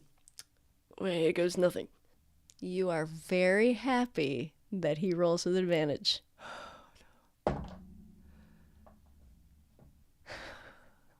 Oh, come on, Lucian. Lucian, he's a big guy. He's tall, but he's also, like, big, as we've established. And got big feet. And just as he reaches, like 2/3 of the way through, he puts his foot down on an enormous patch of spiderweb. And there's like a feeling like going up everybody's spine. And you look up. Getting fucking murked by an NPC. You look up and you see that the spider has stopped eating the horse. And Lucian freezes. Don't freeze, just come on. What, are you sure? Be careful. Lucian's foot still on the spider web. He hasn't moved it at all. He picks it back up, and you watch the I spider. think Mio also, though, aims her, like, she gets ready. She, like, sets a reaction. Like, if this spider freaking moves in our direction, she is blasting attacking, yeah. Lucian is gonna pick his foot up off of the spider web with great care and put it back on the rock. And as you see his foot step off and go back on the rock, you see the spider move so that it zeroes even in more on his position. Okay. He's not making any moves in his direction. Okay. I think you ought to just start taking people up. Go, come on. I'm not leaving you here. You should start with him. Do me last. Mio, keep watch. Okay. I thought Mia was the one climbing up the wall. Yezi's gonna climb up first because she just has to have the rope attached to her, put it around the tree, and then climb down. As long as there's a bit of rope at the bottom, people can tie themselves in. Okay, I'm gonna really. Mio was just to make sure that, like, you know, Mio's busy now. fine. Mio's like gonna kill the spider. Yezi, go ahead and roll. What acrobatics advantage? Cool. 24. Cool. So you make it up the wall, no problem. You see that the spider is still kind of like, it's like finishing, like it's like kind of just like in a like stunned stance, trained on Lucian's position, like on this rock. So Yezi's up. You're getting everything kind of figured out, and no one is moving. Lucian's not moving at all. Man, don't you want to? Shouldn't you get over here? I don't know. I don't want to bloody mess up again. I don't know. Also, it has eyes, doesn't it? If it's looking at him and it sees that it moves, maybe it'll come after. I don't know. Don't spiders have poor eyesight? I don't know. Mio, can they see well? Have her roll animal handling. 5. I don't know. Maybe. Perhaps. She doesn't know. Well, I'll stay here till you lot start getting up the wall. There's going to be enough movement around here. Might as well stay still, I reckon. Okay. Well, let's get you up the wall next then. Alright. Yezi gets everything all set up. And so she's gonna put this rope around the tree. Go ahead and roll insight on the tree to see if it's like suitable. 12. You think it's pretty sturdy. It feels Okay. sturdy. You give it like a few tugs and it's you who's tugging on Yeah. it. So you're pretty, whatever. You put the rope around the tree. The other end, it's like it's just long enough. Yeah. And you see it kind of like lift up. Fingers grabs hold of it, and he's getting kind of like lifted off the ground a little bit as you make your way like around the other side. And you give him a little more slack. The rope comes down, and he's like, "All right, well, hold on tight, I guess." Is it not long enough to try to tie it around? It is.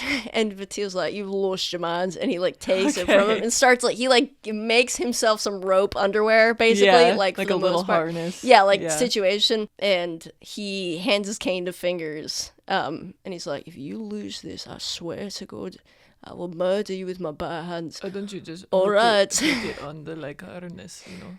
I thought to get stuck on something. Oh, and he, like, in that moment, he feels Yeah. like Yezi start to climb down the side of the mountain. And he's getting hoisted up. Spider's not happy. Okay. Spider is like, feels like there's something going on, and you see it start kind of making its way towards your position. I'm gonna go back a bit. What do you mean you're gonna go back a bit? What are you talking Oh, about? don't look, if it just gets me, it just No, gets what me. the fuck are you talking about? It's coming towards all of us, mate. Okay, we're not going to just leave you here. Yes, just go faster. Okay. She's like, whatever. He's like, "Oh, shit. Oh, you bastard. Spider, go to hell, you monster." Like, as he's like being dragged up Yeah. the side of the mountain. And, When should I shoot? How close? You see the whites of its eyes. That's a joke. I don't know if it looks like it's going to strike. Shut! Okay. And you get Vatil up the side of the mountain. Vatil quickly undoes his situation that he's got going. He's just lying on the ground because that sucked. Yeah. And he's got like all his clothes are like torn up and stuff. He's got like a scrape on his arm. Throws the rope down the side of the mountain. Fingers, Ethiod, you guys are light. Just do it together. Yeah, I guess so. Okay. And Fingers takes both hands. He's going to grab Ethiod and like slam their bodies together, and he's just gonna like tie their pelvises together, like loop it through, tie it around the whole nine, and he's like holding on to the front, and he's like, "Sorry if you're not about this, man, but we gotta get up." And you start going. It's a little bit heavier, but nothing you can't handle. You're just counterbalancing it with your weight. And so now Mio's already up the wall. It's just Lucian, right? Yes. Okay, cool. Well, no, Mio's down. She with Lucian. Spider. Oh, okay, yes. cool. Got it. Because she's goat lady. She can freaking get up there. That's true. Mio, are you going to try and hit the spider, or are you going to try and hit away? Hit it. Try and direct its attention elsewhere. Ooh, direct its attention elsewhere. Is that what you want to do? Yes. Okay. Dang it. You ever realize that you gave someone a really good idea? You are lucky that you have this as a reaction. What she's going to do then is take her crossbow, knock an arrow, and aim for like a big patch of web that is on like a tree or something similar, and shoot it there so that it vibrates that part of the web. Okay. Go ahead and roll to hit. If you miss hard enough, you'll hit the spider. Well, in any case, yeah. 19. Okay. You hit the wall, or the patch of thing that you're trying to hit. And you're trying to distract the spider by creating a big movement somewhere else. Yeah. Causing movement somewhere else. Cool. I will allow you to attempt to do that. You fire an arrow kind of like away from your position, obviously behind where the spider was, but the spider has already made the decision to lunge at Lucian. Okay. And it ignores the attack. Cool. She gets extra attack. So she's going to roll again. 19 plus 8. Okay. So 1d8 plus a d6 plus 4. 14 damage. Okay, so I'll say since you got a jump on the spider in terms of attacks, you're going to go first in initiative order. I'm going to roll Lucian and the spider's initiative now. Okay, can everyone else roll initiative too? Yeah. Anyone who wants some skin in the game is more than welcome to roll initiative. Yeah, I mean, the thing about it is that Yezi has a short bow, so... Oh, yeah, that's... Don't ask us how they've transported these weapons. Stuff happens in the interim. It's none of your business. How about that? That's how. Yezi gets 7. Okay. And Ethiad has darts, too, so... And Ethiad gets 19.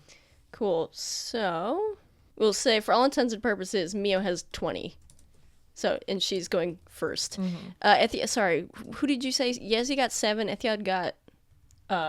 19. 19? Okay, cool. So, Ethiad would go next. Okay. What did the spider get? I'm not going to tell you. Fuck you. Oh, Fingers too needs to roll. How silly. Fingers got a 4. Cool. Okay. Alrighty then. So, Mio has gone first. The spider is on its way lunging at Lucian specifically. So Lucian's position, even though Mio just attacked, the spider does have time to change its direction. Now it is Ethiad's turn. Okay, Ethiad is going to go, oh fuck, and take out blow darts. And he's going to roll to hit. He has 4, so... Fucking nat 1. Okay, you freaking... Honestly, did you roll with disadvantage? No. Oh, roll with disadvantage. Because I already got a nat 1. You have a level of exhaustion, so you can get another nat 1. 19. Oh, cool. So, Ethiad attempts to do this blow dart. You take out your blow dart gun.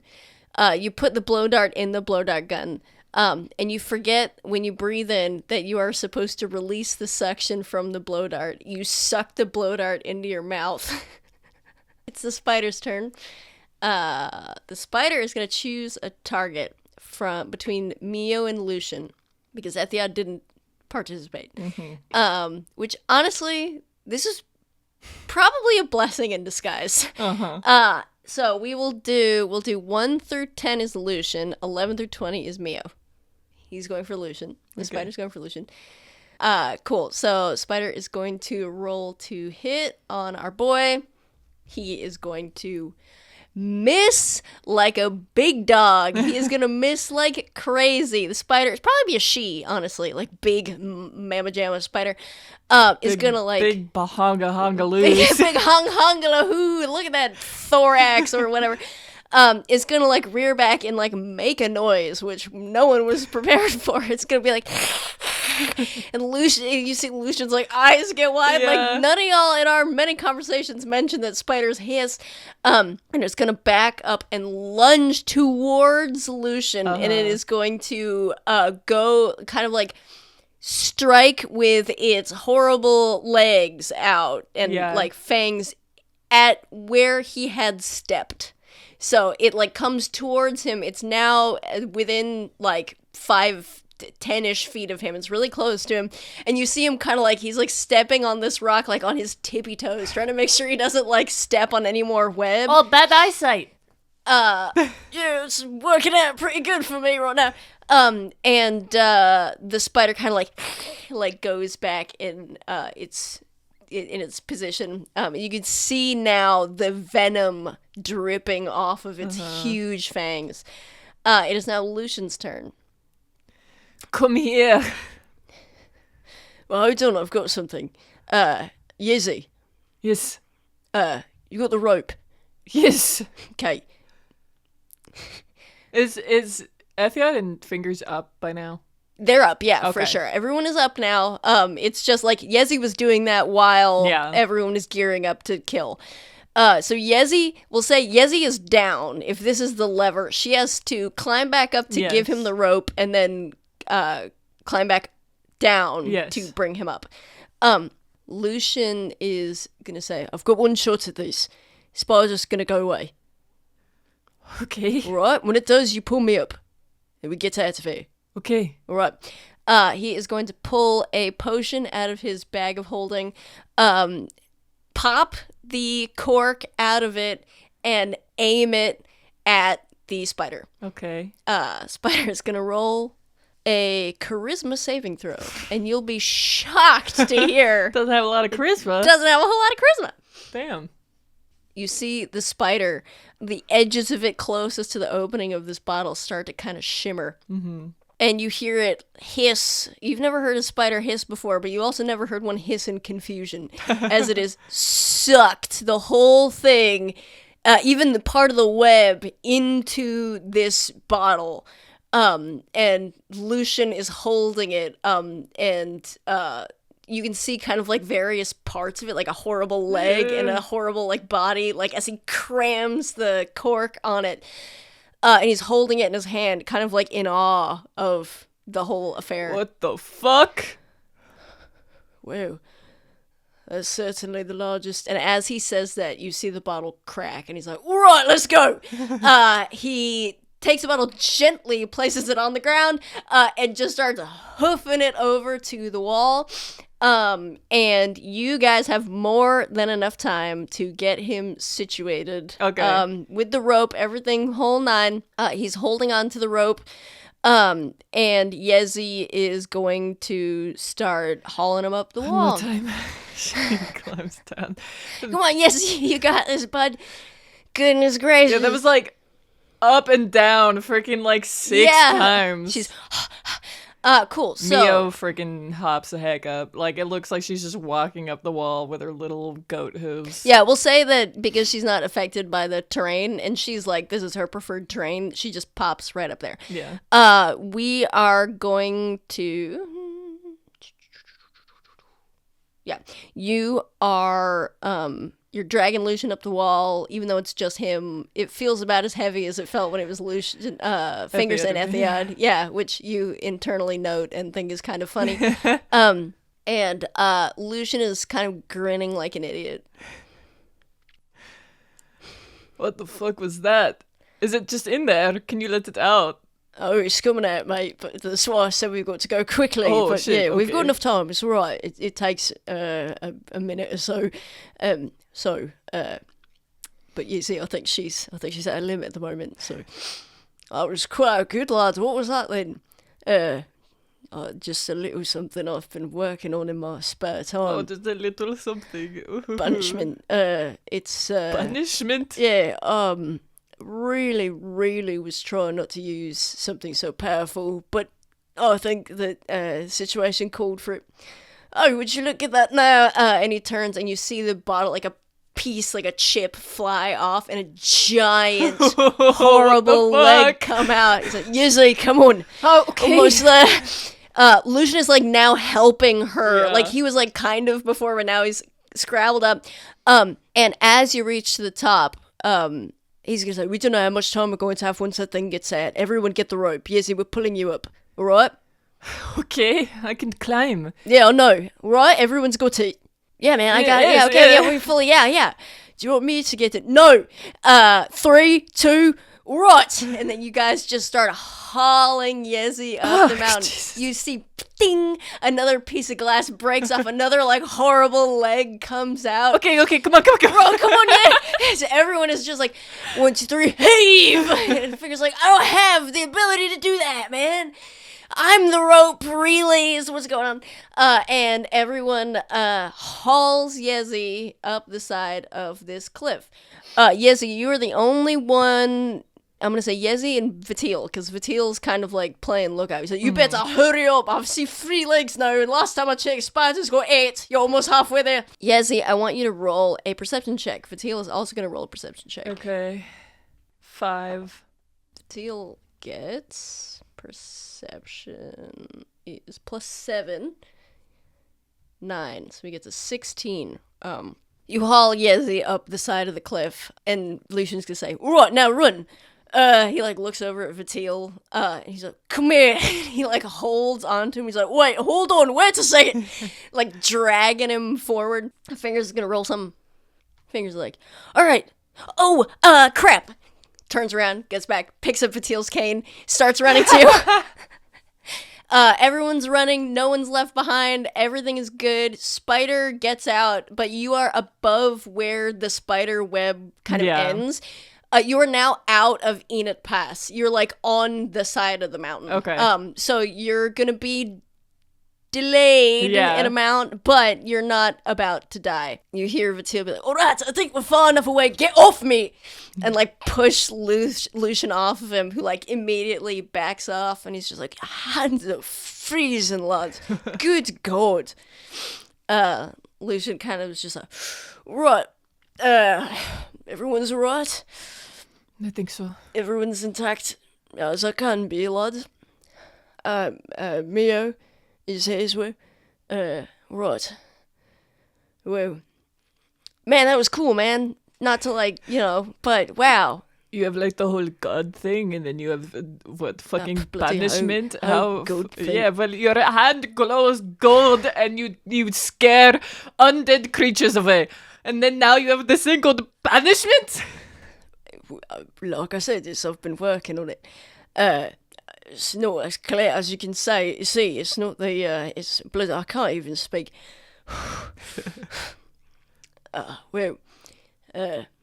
This is not ideal. But I guess we've not got a choice. Definitely be delayed a bit. But I suppose we can't do anything about it. I mean, it's not like we have to get there at a specific time. Whatever. Yeah, I mean, I would like to get them. I can't talk either. Get there before maybe it gets dark. I think would be great. Also, it's only gets colder out. I would like to sleep. I've done a lot. I would like some props, maybe, no sleep, running around, fighting a spider. I'm doing pretty good, I think. Yeah, I'd say so, man. Well, I guess I guess we'll just keep it going. Okay. How about we maybe take like a couple seconds?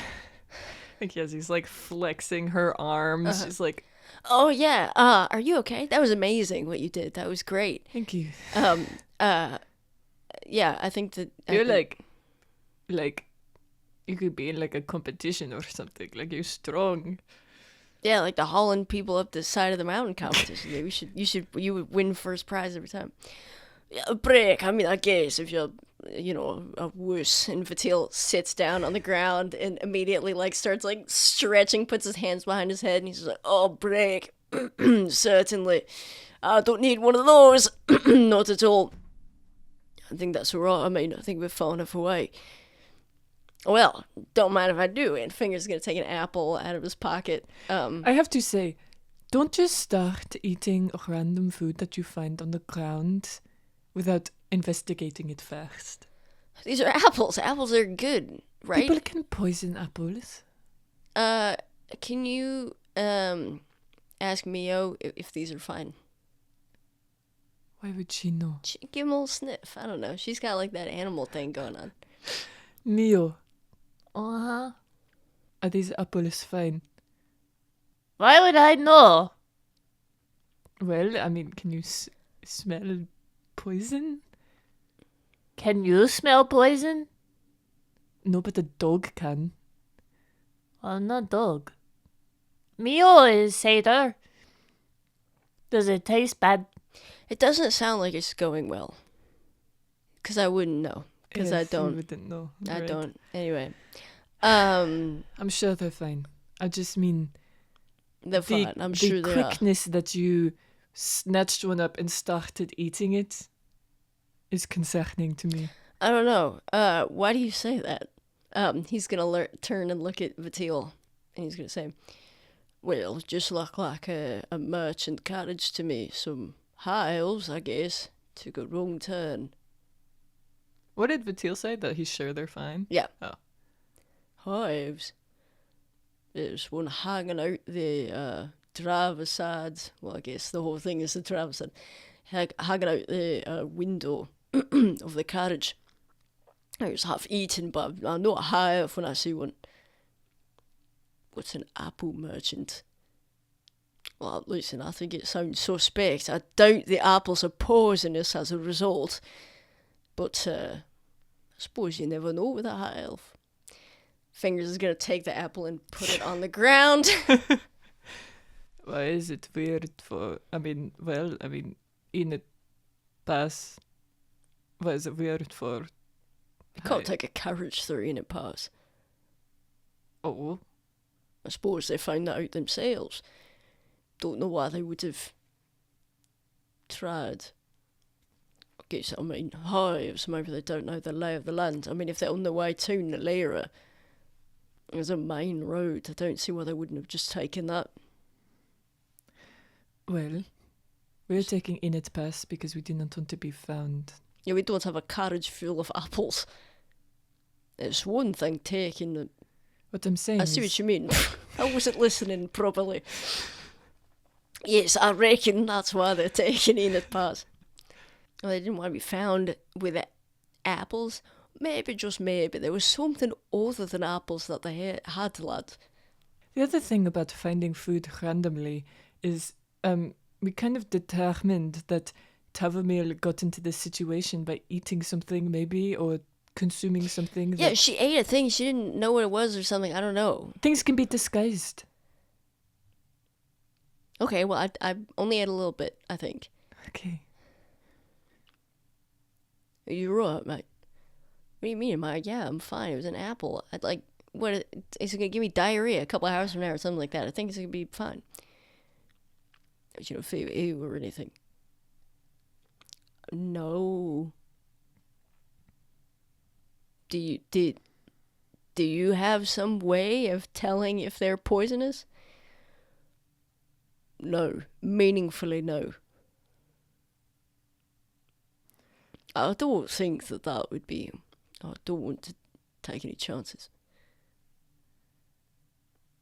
Do Do we have any medicine that could be Not for that. for Not what? for what, man? You're freaking me out. What the heck did I eat?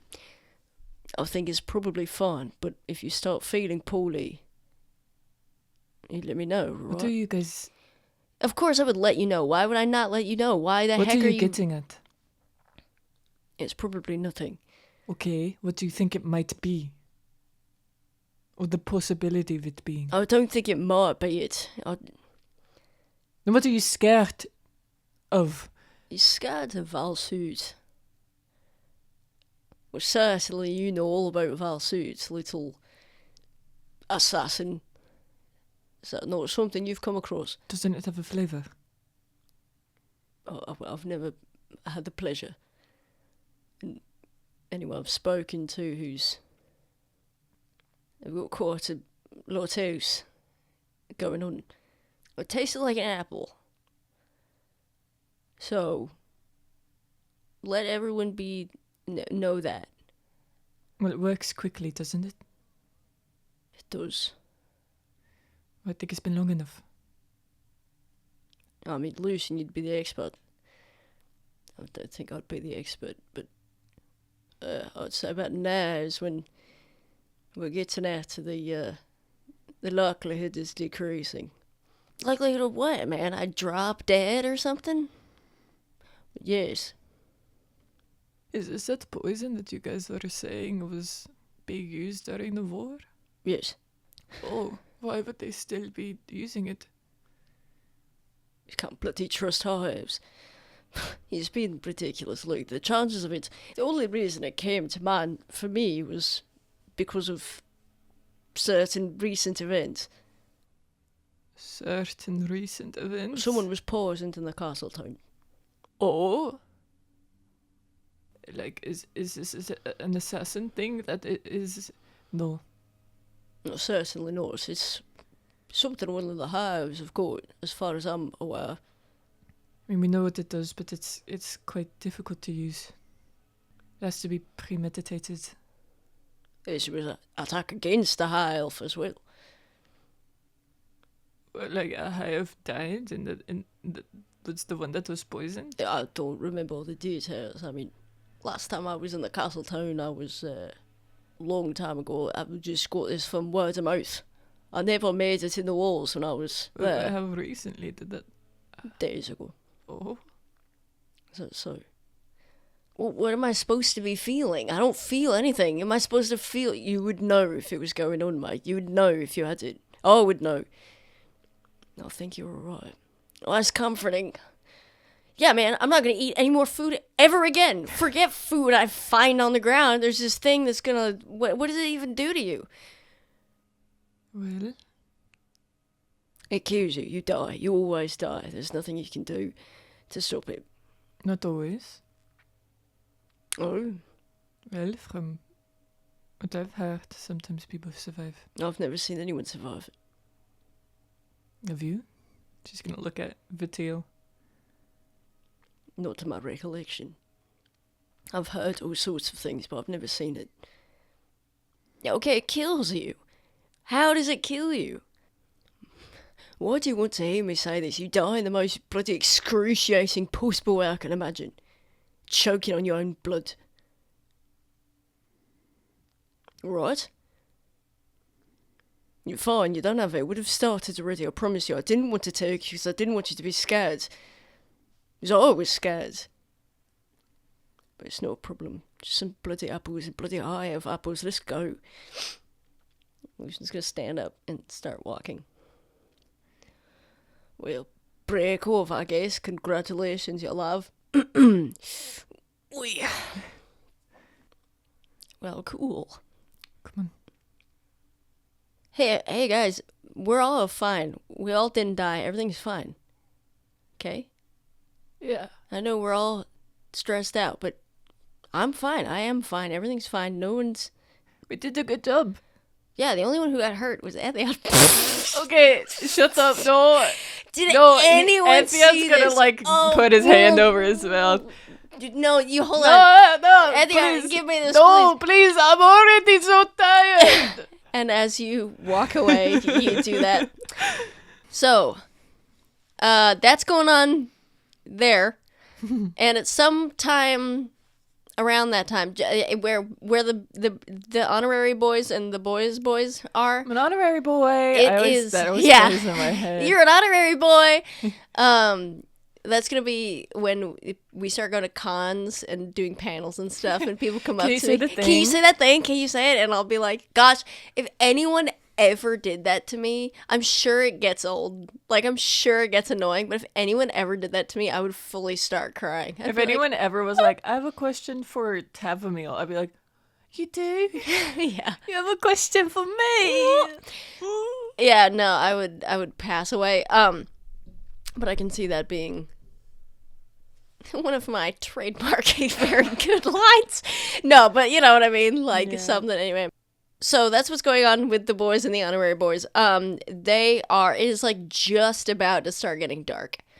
In and around the castle. Mm-hmm. Finch is hiding in the walls. Yes. At the moment. His brother and father are looking for him. Linus is busy somewhere. Ify and Tavamil are in their room. They do not intend to go to the ball, but they do intend to meet up with Vahrae, who they are intending to meet in their room. Yes. Vahrae is heading to the ball at the appointed time. Theoretically, his parents are as well. Yeah. And he, as of the present moment, to me, it is unbeknownst to me if they intend to arrive together. And I mean, Vahrae's parents, do they intend for Vahrae to be with them? Or Vahrae, does he intend to arrive with his parents? Vahrae assumes that his parents are going to take him there. Okay, yeah, you're all going together. But he's like, if they don't show up at the time that we have to leave, I guess I'll just take one of the guards to escort me there. Yeah. The ball will be taking place in the ballroom. The only really one who would be able to know this of the associated people, I'm double checking, is Finch, who kind of has just sort of general knowledge of the goings on, and he can hear, people moving things, whatever. The ball is not going to take place in the banquet hall, which is where the dinner took place, and also the breakfast that you went to, both of which you went to. There is some other room that maybe Finch would put together, is called the ballroom. Yeah. With a big, empty floor for dancing and, whirling and twirling, if you will. Well, anyway. And that's the situation. As far as Vahrae knows, Yusufi is somewhere in the castle. Yep. Still petrified. And yes, the way that I am envisioning this going is, because there's so many players, is with an initiative order. But I know that you want to do Vahrae. Yeah, I mean, Tamil and Ify got nothing to do. They're just waiting. Mm-hmm. And then Finch isn't doing anything until after the ball. Okay. If an initiative order becomes relevant, we will establish one. That's going to be the way that I'm treating that. Because you never know, Yeah. Cool. So I'm saying that out loud so that I remember that that's how I want to deal with that. Sweet. So right now it is the time which you're getting the sense that pretty soon, probably, you will be maybe collected to start going to the ball. And your parents have not arrived yet. Okay. I also want to establish in his bag of holding is his violin. Okay. Just so that he has it on him. Just in case. Well, some of his spells require it. Oh, well, there's that. I forget he's a bard. Yeah. So I think that he has, he's all friggin' cleaned up, looking dashing. Fresh to death. Yeah. Yeah. Has the bag of holding turned inside out, so it is invisible, attached to him securely, all hell. And he's gonna go out into he's gonna open up the doorway and look at one of the guards and just be like, do you know if my parents are taking me there? Like, if they wanted me to come with them? Or am I just supposed to make my way there? They're waiting downstairs. Fucking hell, alright. You know how parents be doing that? Yeah. And they're like, where is he? And you're like, you didn't tell me. Yeah. So, The guard takes you downstairs. You see your mom and your dad. They must have gotten ready somewhere else because they were freaking silent. Yeah. Your mom has got the flushed cheeks of a woman who has potentially put on too much blush or potentially is already somewhat drunk. Yeah. And your dad is also there. And they look sort of like they're both constipated. They're very like, like Strange. on edge. Yeah, they're very like, You're right. Well, we were waiting for you. I didn't know you were ready. I thought you were going to come up to the room again. Well, shall we? Yeah. And your mom puts her arm out. Your dad takes her hand, and you all start walking out the door of the hotel to get into a carriage to take you the 25 feet to the castle. You get into a beautiful carriage. You see as you step outside of the hotel, the town is like done up. This like market that is usually in town square, everything is cleared out, has been moved out of the way, so you can see the splendor of the beautiful like fountain. You can see the whole castle. There are decorations, and you see other carriages arriving at the castle. You see other guests that are just walking up like normal, regular folks. But it's definitely not like the whole town was invited affair. Yeah. It is an invitation only situation, Yeah. but it's like, oh my gosh, we know that there's a ball going on. It's like I can't think of an equivalent that we would have. There's like a sort of like a festival associated with the ball. Like the townspeople are like, we like to party. Yeah, why don't we do We something? had a piece of this. And so there's like general sort of revelry, eating, drinking. It was sort of different than in Waypoint Town, because in Waypoint Town, the town was invited to the ball. Like it was sort of like, it was like a, it was like gesture to the citizens. Yeah, exactly. Yeah. It was like for the town, and it was Enza's first kind of foray into that sort of thing. This is not. This is a political affair. And so, there's like, it's like streamers and others, but like old timey ones, so they're like eco-friendly. They're like made out of like dried oranges and stuff like strung up on people's windows. It is just starting to get dusky, so it's still a little bit light out. But in the spring comes and the night starts later on, and you get in the carriage with your parents. Cool. You're clippity-clopping off for the next several minutes to the castle, which you can see. How's Yusufu? Well, I'm sure she's fine. Well, you went to see her today, didn't you? Yes, we did. All right.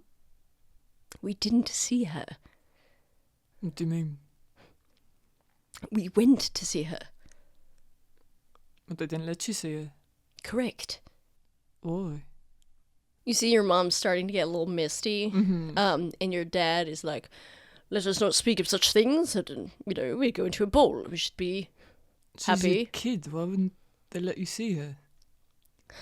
Because, Vahrae, your dad kind of like gives you like a quit it look. She is in critical condition. Is she even there?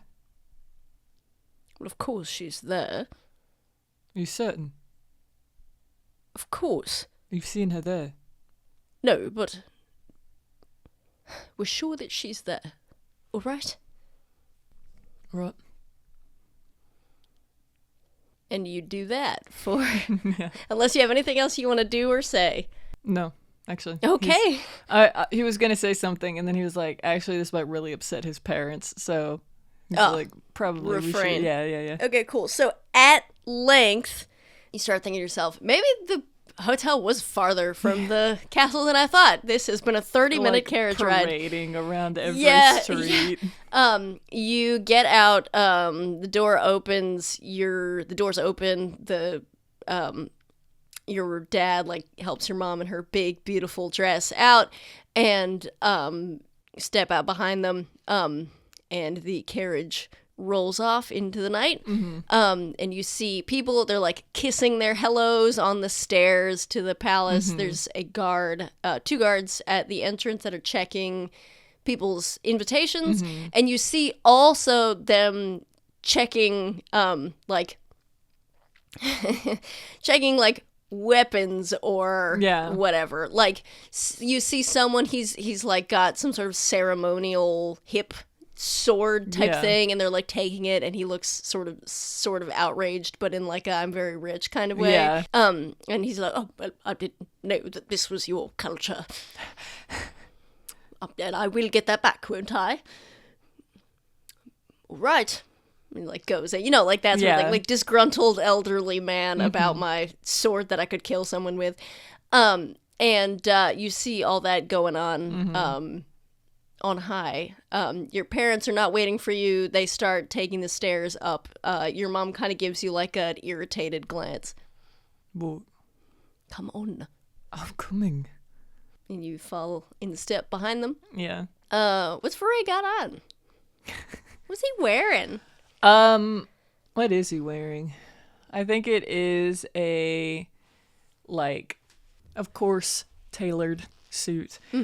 I think that it has, like, the faintest print of, like, flowers on the, like, coat and the pants.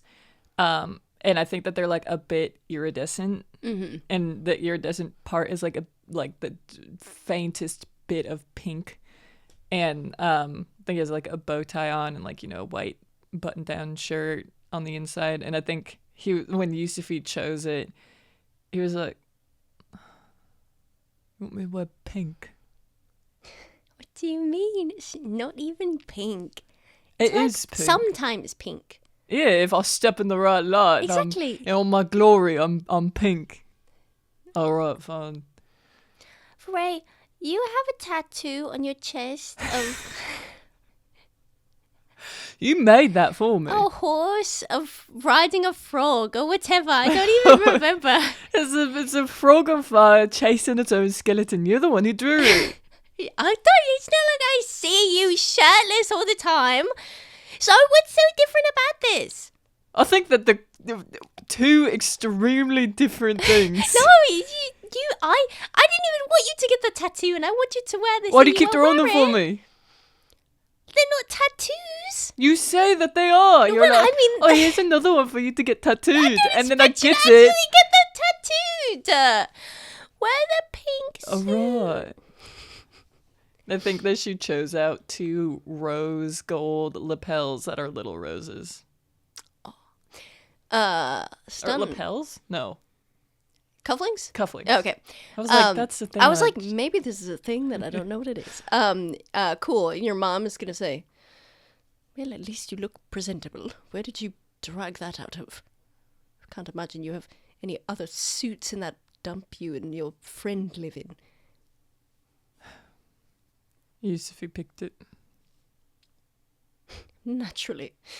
And she looks off, all mad. I know. I think he's like, I'll fucking own it. Yeah. It's mine. She just picked this one out.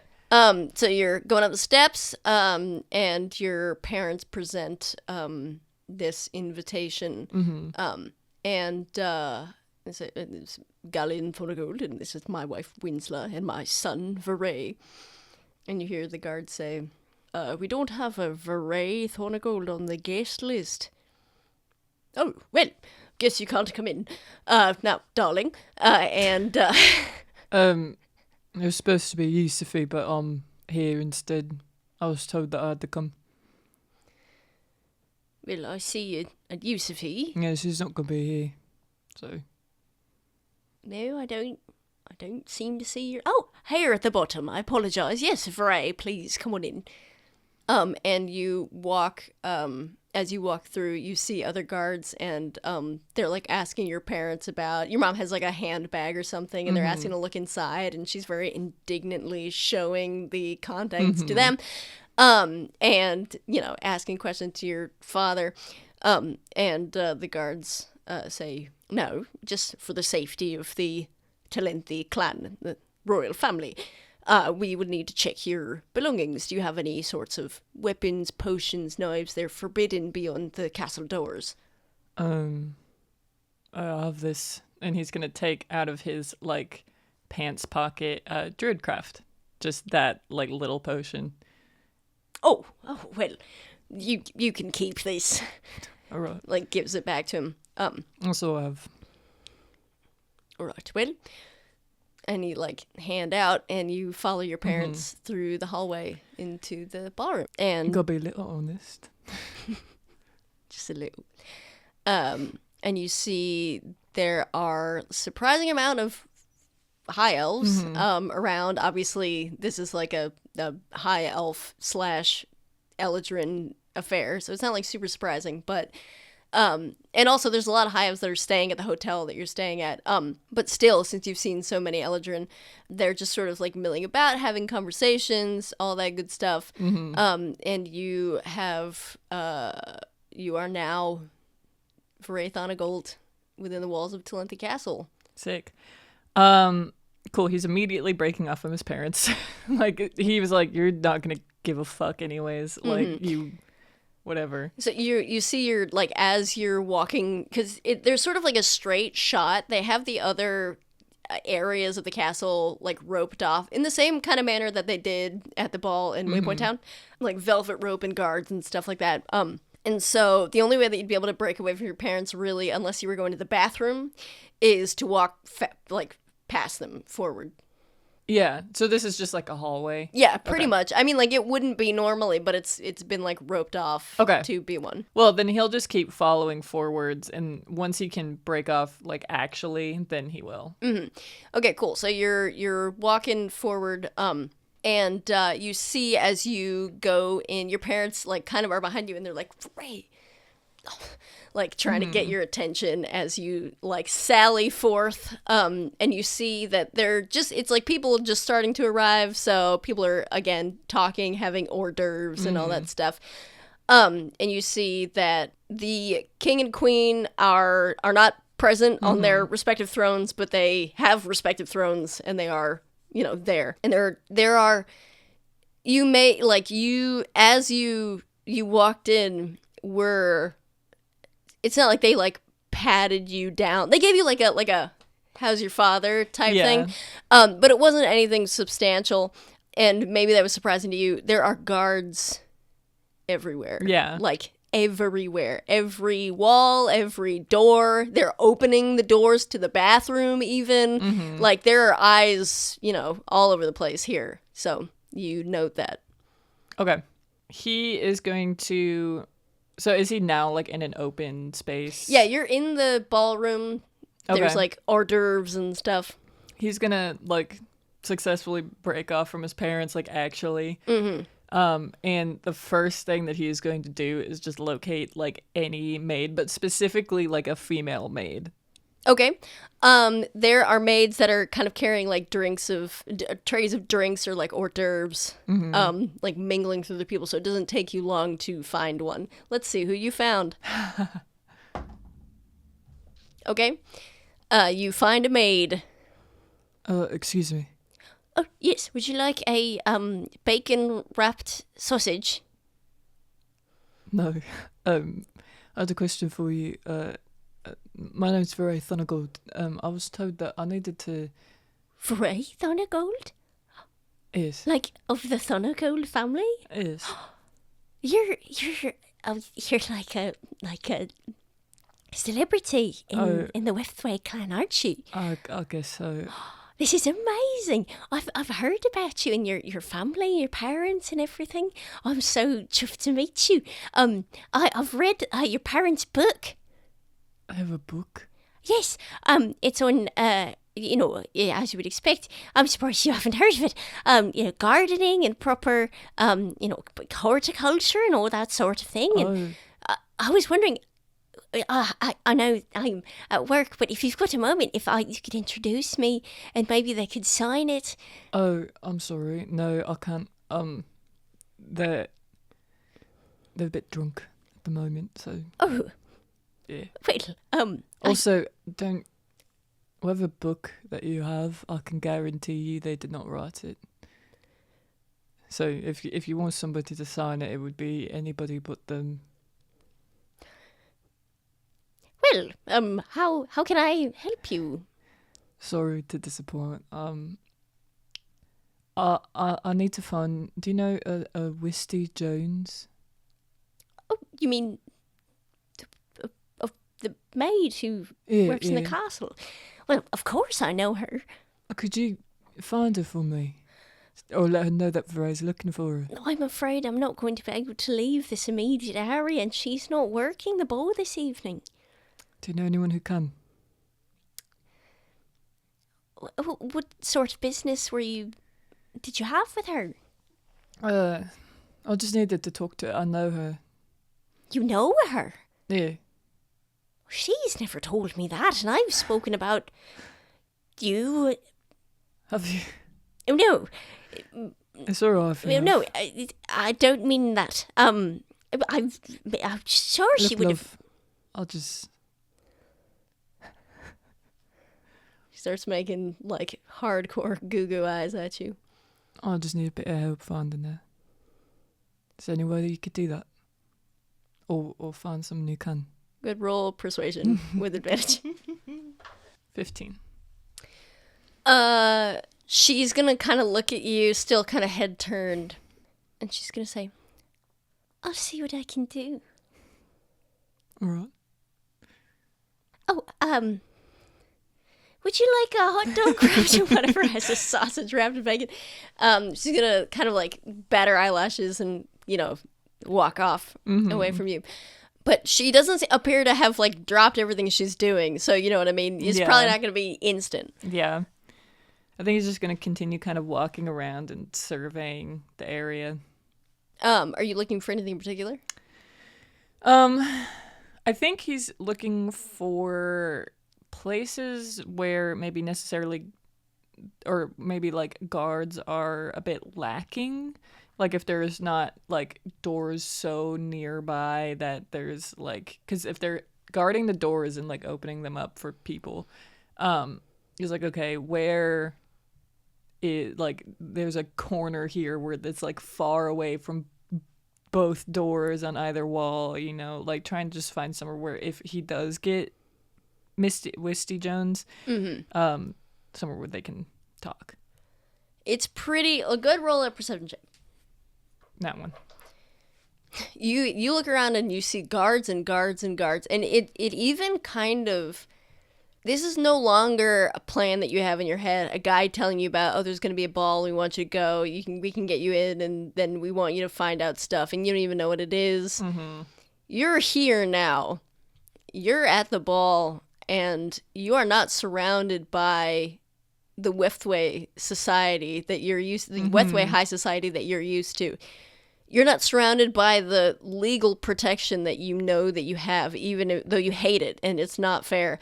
You're surrounded by soldiers of a nation that you were at war with a handful of years ago. Right. Well, can he make a perception check then specifically, 2 different ones, specifically for 2 different people? Okay. Can he make a perception check for Frenthius? Okay. Did he... I don't know this. Did he ever get Frenthius' name? What do you mean? Like when Frenthius told him, like, you're gonna get Tavamil and you're gonna surrender her to us, and then we'll... Farith. That's who I meant. Sorry. Yeah. Did he ever get Farith's name? I don't know, but I'm gonna say that he has it. I don't see why. Okay. It wasn't something that was like a guard said Colonel Farith. Or yeah, something. It wasn't like no one was. It wasn't something that he was trying to actively hide. So okay. I'm just gonna say, even if I didn't say it, it was said. Okay. So first check, he's gonna look for Farith. Second check, he's gonna see if he sees Frenthius. Okay. So first one for Farith, and you're looking for Farith, the man, the guy, the dude. The man, the guy, the dude. Who else would I be looking for? I don't know. Someone else that you might have seen. What under the tavern? A guard or a lackey or something. I mean, maybe that could be coupled in with Yeah, we'll see how good you do, and if you get really good, then yeah. That one again. Dang, bro. Good fuck. Yeah, no, it's kind of, it's been a while since Vahrae's been surrounded by folks, and it's making you kind of nervous. Okay. Like you're kind of you're not feeling so hot about this. Okay. Okay. You get a roll for Ferenthius. 12. You ain't got nothing else to do. So, you look around, time passes, you feel your heartbeat in the back of your head. And you feel so heavily on you, this like monkey suit that you're it's like starched weird and bad. You look like $1 million and you feel like none dollars that of course Yusufi had to pick out for you. And you see out of the corner of your eye a man who you have not seen in a very long time, but you remember from childhood. He looks much older in every conceivable way, even though he's not so much older than when you saw him last. Ferenthius is standing in the corner, and as that piece of information makes contact with your brain, you hear someone say, "Sir, you all right? Oh. You look a bit... I don't mean anything by this, but just a bit peaky. Can I get you some water, or...?" Is there anywhere to get any air? Well, you can certainly head out the front door as long as you've been checked in. You can head back in at any point. They'll just have to check your... No, it's fine. Yeah, I'm fine. Thank you. All right. And he's gonna nod, walk away. And Ferenthius is like just about to turn to walk away. Okay. Vahrae is gonna go towards him and reach out a hand to like place on his shoulder. Okay, you have to travel a good long distance, and the straightest shot is through, like, across the dance floor where there is no one. Like, everyone is around the, like, fringe areas. He'll do that, whatever. Okay, he's just taking a walk straight through. It'll be a little noteworthy. That's fine. Okay, so you take a walk straight through, and you get to Ferenthius, and you put a hand on his shoulder. Hello. I don't know if you remember me. My name's Vahrae Thundergold. I know who you are, Vahrae. It's been a while since I've seen you. Hope you're well. I hope you're well as well. Do you have time to chat? Well, I don't see why not. What about? Vahrae is gonna kind of like look around at all of the people surrounding them, and I think he's like, I don't feel well. Is there any way, I don't know, we could... Vahrae, are you alright? No, sorry. I'll get one of the maids to take you to the infirmary. And he's gonna, like, turn around. You're not, like, making a huge scene, but you're definitely noteworthy. And you see that the guards around you have kind of, like, picked up on that there's some sort of commotion. I think he's gonna like kind of grab his wrist before he leaves, like grab Ferenthius's wrist. He's like, "Oh, sorry. Do you know what's going on?" We better get you to the infirmary.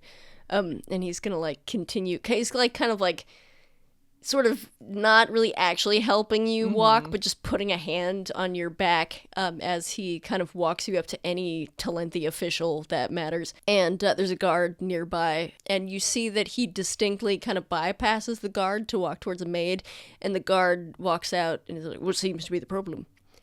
My friend here isn't feeling well. I was wondering if he could receive an escort to the infirmary. I know where it is, but given the circumstances." "Well, I'll be more than happy to take him." Well. Alright, I mean, I know you have to, not leave your post or something. Oh, you don't need to worry about that. I can find someone to... You don't, there are certainly more than enough guards here this evening. No. And he's gonna kind of like motion you to follow. Ferenthius is looking at you in a very peculiar way. You roll insight? No way. No way. Are you kidding? What? You gotta change dice, man. You have? 4 different dice have given me a nat one. This is a nat yes. 1? Okay, cool. Fucking hell. Okay, cool. as you look at Frenthius, he's giving you a look of such profundity. Even more than the fact that you're here now. Your sister's life really hangs in the balance. Mm-hmm. And you have the barest idea of what to do. You just found out that your friend also, I mean, you had obviously the suspicions that this was true, but hearing his voice and how unwell he sounded sort of is crashing down around you. And although perhaps feeling ill was a convenient excuse to get taken somewhere, it's not untrue. Yeah. And as you look into Frenthius' eyes, as he looks at you, at first like he's trying to convey something to you, something important, and then with shock, as you sort of sway forward into him, and you black out. Fuck. And you wake up seconds later. It wasn't anything. On your hands and knees, and you hear like that like single note, and people around you hear comments like, the ball's not even started, you know, he's plastered already, that sort of thing, whatever. You have no idea, you don't see your parents anywhere. Someone mentions that they're there vaguely around you, and the guard is kind of like hauling you to your feet with Frenthius, and Frenthius is going to say, we better get in there quickly. To the guard. The guard, he's relatively big, is going to look at him and say, I can more than manage. Frenthius is going to kind of just stand there and release hold of you. And the guard is hauling you to the infirmary. Sorry about this. We're going to roll something else real quick. You hear behind you someone say, excuse me, pardon me. Yes, excuse me. My son? Fuck.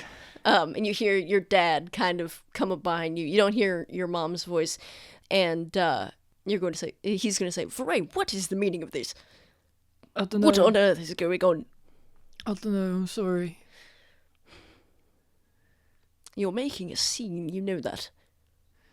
If you pardon me, I've got to get the young lad to the infirmary. He's going to look at you kind of like irritatedly, having caused more of a scene than you did. Yeah. And he's going to look at you and say, don't you bring disgrace upon this family. Haven't I already?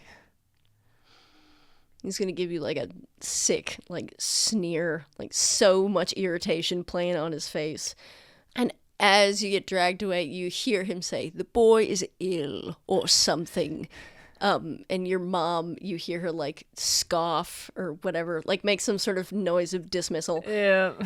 And you see the guard, he's like, whatever, you're like helping him out. He's not like dragging you on the ground, but he's gonna say, who were those folks to you, if you don't mind my asking? My parents. Your parents? Well, it's alright, we're going to take care of you. Thank you. Sorry about this, I don't mean to. Oh, it's alright, I can understand, a young lad getting overwhelmed at it's quite a large party, and Yeah. I'm sure you're quite far from home. Yeah, I've never, they were already quite angry at me, and I don't know. It's just a lot. Well, as I said, we're going to take good care of you. Thank you. You two are just like walking. He's got kind of like your arm in like the, I don't know how much help you want, but I'm here for you kind of way. I actually know a maid here. I was hoping to talk to her, but now I'm worried maybe she thinks I'm at the ball or something, but I'm actually here. I wouldn't worry about all of that right now. Let's get you feeling better first. I just want to see her. I don't know if that could be possible.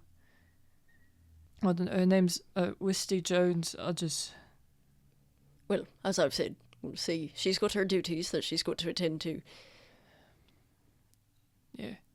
You know, I will say if this is what it sounds like, this sort of thing is prohibited. What sort of thing? Any sort of fraternization. Oh, no. Is it just an acquaintance? Yeah. I see. Well, in that case, our priority is your safety, but we will discuss such things in the future. Right. Thank you. If you don't mind my asking, are you one of the Withway minister's progeny, or? No. I didn't recognise the gentleman who was asking after you. But no. My name's Vahrae Thundergold. Oh, I've heard of your parents before. I guess they're important enough to be invited. I don't really know. I want to say I'm sorry. About I've heard about your is it your sister? I don't know the situation, but I'm sure it's quite difficult. my parents won't let me see her. I don't even know where she is. I love her so much. Well, certainly you know that she's here. I know she's here, but I don't know where. I don't know what's going on with her. She's as in the best hands she could possibly be in. I can assure you of that. There's some sort of doctor your parents have sent for, and I'm sure that all will be well. I hope so. They just, I don't know, they don't really care about us at all, you know. I just worry about her. You know, she's so young. She's only 16. Well, I mean, again, I don't know the situation, but I do know that she's not going to remember any of this. I hope not. Well, we're here. He opens the door. Go to have a seat. I'll explain the situation. Right. Goes up to the doctor, like on-call physician type situation. You hear him say, "Oh, the other one," and then they kind of keep talking. Yeah. And you are chilling. The guard kind of has like a you can really only hear him. He's got kind of like a booming voice. You can really only hear him. He's like, yes, right, yes. He was started to feel a bit, yes, peaky, and so yes. Oh, ha, yes, that's me. Anyway, I suppose I'll return to my duties. Thanks very much. And he's gonna go up to you and say, the doctor will see you in a bit. He's got a few, I don't know what doctors do, but he said he'll see you in a bit. All right. Okay. Feel better, lad. Thank you. Nods his head and heads out. Okay. Is there anyone else in here? There's a nurse. There is the doctor. He spoke to the doctor. Well, like in the specific area that he's in, is it like an open? It's beyond a curtain. Okay. Dang, bro. What? We in here now. The thing about it is I only have so many spell slots, so. I don't like that. I don't like that face. Well. Mm-hmm. Wipe that smile off your face. Ugh. Okay. I have to upcast that if I want to do that. And then I have that. And Dang, shit. After that, you got a whole flowchart. Why not? Fuck it. He is going to, while he's alone in this little curtain area, he's just gonna quickly take out of his bag of holding, locate object. Okay. He's gonna down it real quick, put the empty vial back in his bag. So, the specific rules are Describe or name an object that is familiar to you. You sense the direction of the object's location as long as that object is within 1,000 feet of you. So freaking. Yeah. If the object is in motion, you know the direction of its movement. The spell can locate a specific object known to you as long as you have seen it up close within 30 feet at least once. Alternatively, the spell can locate the nearest object of a particular kind, such as a certain kind of apparel, jewelry, furniture, tool, blah, blah, blah, blah, blah. And then it's just a thickness of lead can block the whatever. He saw Tavamil up close, at least within 30 feet, when they spoke on the street. Oh, yes, the object, Tavamil. Apparel. She wearing the same clothes? Well, he doesn't know that, but they have the clothes with them, at least. Mm-hmm. He doesn't know whether she's changed or whatever. I dig it. But he's going to, like, imagine the outfit that either her or Iffy were wearing, but specifically, honestly, her, because he just wants to talk to her. Mm-hmm. He's going to imagine the clothes that she was wearing and try to locate that. Okay. You immediately, it springs into your mind. You see these clothes of which you are searching, and you know immediately, it's like you're following a scent trail to them. You know how to get to them. Cool. Well. I thought you were going to try and locate Yusufi. Oh, buddy. Don't you okay, worry. don't I worry. You got a whole thing going on. Now. He is going to. I gotta look at the specific rules. Okay, yep. Now he's gonna pull out a potion of invisibility and down that. He will be invisible for an hour. Okay. So he's going to do that. How is now invisible. Is he invisible to detect magic and stuff like that, or just like to the naked eye? It just says a creature you touch becomes invisible till the spell ends. Anything the target is wearing or carrying is invisible as long as it is on the target's person. And then the spell ends for the target that if the target attacks or casts a spell. Okay. I'll say, because it's from quote magic unquote, that it would be detectable by something like that. Okay, so now you're invisible. Cool. Okay. I'm gonna roll something real quick. Okay, cool. The second the last drop of this potion goes down your gullet, and you see your own hands become invisible in front of you, the nurse comes around the corridor, and she said, Mr. Well, that's odd. He's not come back here, has he? Who's that then? The child, the kid, the young man that was with Mr. Thornagold. And she starts, like, looking around, and you're right in front of her face. Okay. I mean, he's gonna, like, make sure that she doesn't get touched by him. And he's just gonna try to make his way out of the infirmary. You would have to go through a door that is shut. Okay. He'll go stand by the door and wait for somebody to either not be looking or to go open the door, and he'll follow behind them. You hear the doctor say, well, did you hear a door open? No, certainly not. Mr. Thornagold, she starts, like, opening cabinets and stuff like that. Yeah. And eventually the doctor is just like, well, maybe you stepped outside.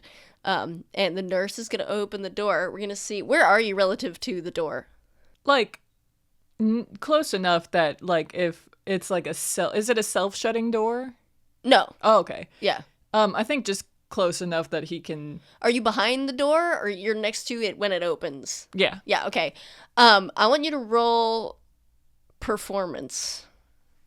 Because she's gonna open the door and look out of it, and then shut it. She's not gonna, like, open it and then get out of the way, you know? Mm-hmm. What does performance even use? Charisma? Yes. Okay, not performance. Good, roll. Oh, why? Because you're okay, roll performance. I said it. 22. Okay, cool. So, this is the thing. She grabs the door handle, opens the door, she's like, Mr. Thornagold, leans out. A little left, a little right. and shuts the door. And the moment you realize that's going to happen, you're like, okay, her arm is making the path like to freedom. You like get fully on your hands and knees and you crawl out the door like a critter. And she shuts the door, and it like you feel the wind on your ankle as she shuts the door, and you are chilling in the hallway. Cool. How did you do this? You're 28. I've been thinking about it for years. I know, these nat ones really. Yeah, they really work to your favor. All right. Cool. Well, he's going to make his way towards the Trail of Tavamil. Okay. The Trail of Tavamil. So you're sniffing this trail. You see that there are just like people kind of milling about, talking about whatever. It's all Talenthi like castle staff, Talenthi guards, everything. And you are walking off you're just like following this trail. You don't see anything really noteworthy at all. So as this is going on, where is Finch? Damn it. I want to keep doing Vahrae. Well, I think Finch would be at least doing something. You don't have to impatiently tapping his foot as fucking Bean snores at his feet. Well, now that the ball's on, he's not asleep anymore. Oh. Yeah, that was a good chunk of time from when Bean was like, wake the heck up. So now you guys are awake. I'm going to say that you're like standing in the ballroom, in the walls, like surveying the scene. Okay. I'll even say, too, that you watched Vahrae, like, pass out into this guard's arms. So you have, that was crazy. you have, like, some intel. What was wrong with that guy? He's already drunk? I don't know. That's crazy. High elves, you know. I don't really know what I'm saying. I just feed off of the racism around me. I'm a product of my environment. Is there anything that Finch is getting into at the moment? Can we go to that lady that kissed your head a what's womb? Or wherever she is. Can you find her? Oh, yeah, that one you wanted me to go there earlier? Yeah. And we didn't get there? Yeah, we can start heading off there. I mean, I don't want to know why you want to miss the festivities. I mean, there's cheese and sausages wrapped in bacon. Well, how are we going to get it without being stepped on by 2 million people? I don't know. I'm not really worried about that. I'm worried about getting in my mouth. You're not worried about dying? Well, all right, let's go. He starts sniffing off in the direction of Tavamil's room. So you two are both zeroing in on Tavamil's room. Cool. Yep, to do a little Brennan moment. And Tavamil and Iffy are just chilling in the room, literally unbeknownst to them, everything that is going on. It's unfortunate because I really like parties. Yeah, me too. It's like torture, you know? We're not allowed to do nothing. We can't leave this room. And then also, there's a party going on and we can't even go to. I mean, we could go to it, but is that a good idea? No. There you go. So now we're just sitting here in our own. Let's have a party of our own. How about? How do you want to do that? I don't know. We could sing and then we'll dance. We could throw those buttons around like they're confetti. Okay. They start fucking doing whatever. Yeah, like playing games and like trying to have their own fun. Cool. So you guys are both zeroing in on Tavamil and Iffy's location. The thing about that is that Vahrae is going to get there way before Finch does. Yes. That is for sure. And you basically have free reign. You're just like, you're hoofing it down. The only thing is you can't be too loud. Yeah. Because they can hear you. So you can't be like, go boom, boom, you know, like big footfalls. And before long, you make it to Tavamil's door. Cool. He is going to. It's like you know, fucking listening mode in video games, where you like crouch down and you see like the like outline of the people you're trying to listen to. It's like that. Like he sees the outline of like clothes. They're like not probably what she's wearing currently, but they're like folded somewhere in the room. And he's like, well. hopefully that doesn't look like it is on a human body, but hopefully, or a elf body, but hopefully she's in here. I mean, she said she was, hopefully this is her room and not like the laundry room, Yeah. you know? It's like fucking, I mean, it looks like a bedroom. You don't even have to go into listening mode. Oh, do you If he is yodeling. What is that one song? I wanna be a cowboy, sweetheart. You're like doing that. And he like crouches down, gets close to the door, and is like blasted back with He's the like, sound. All right. And I think he is going to promptly knock on their door.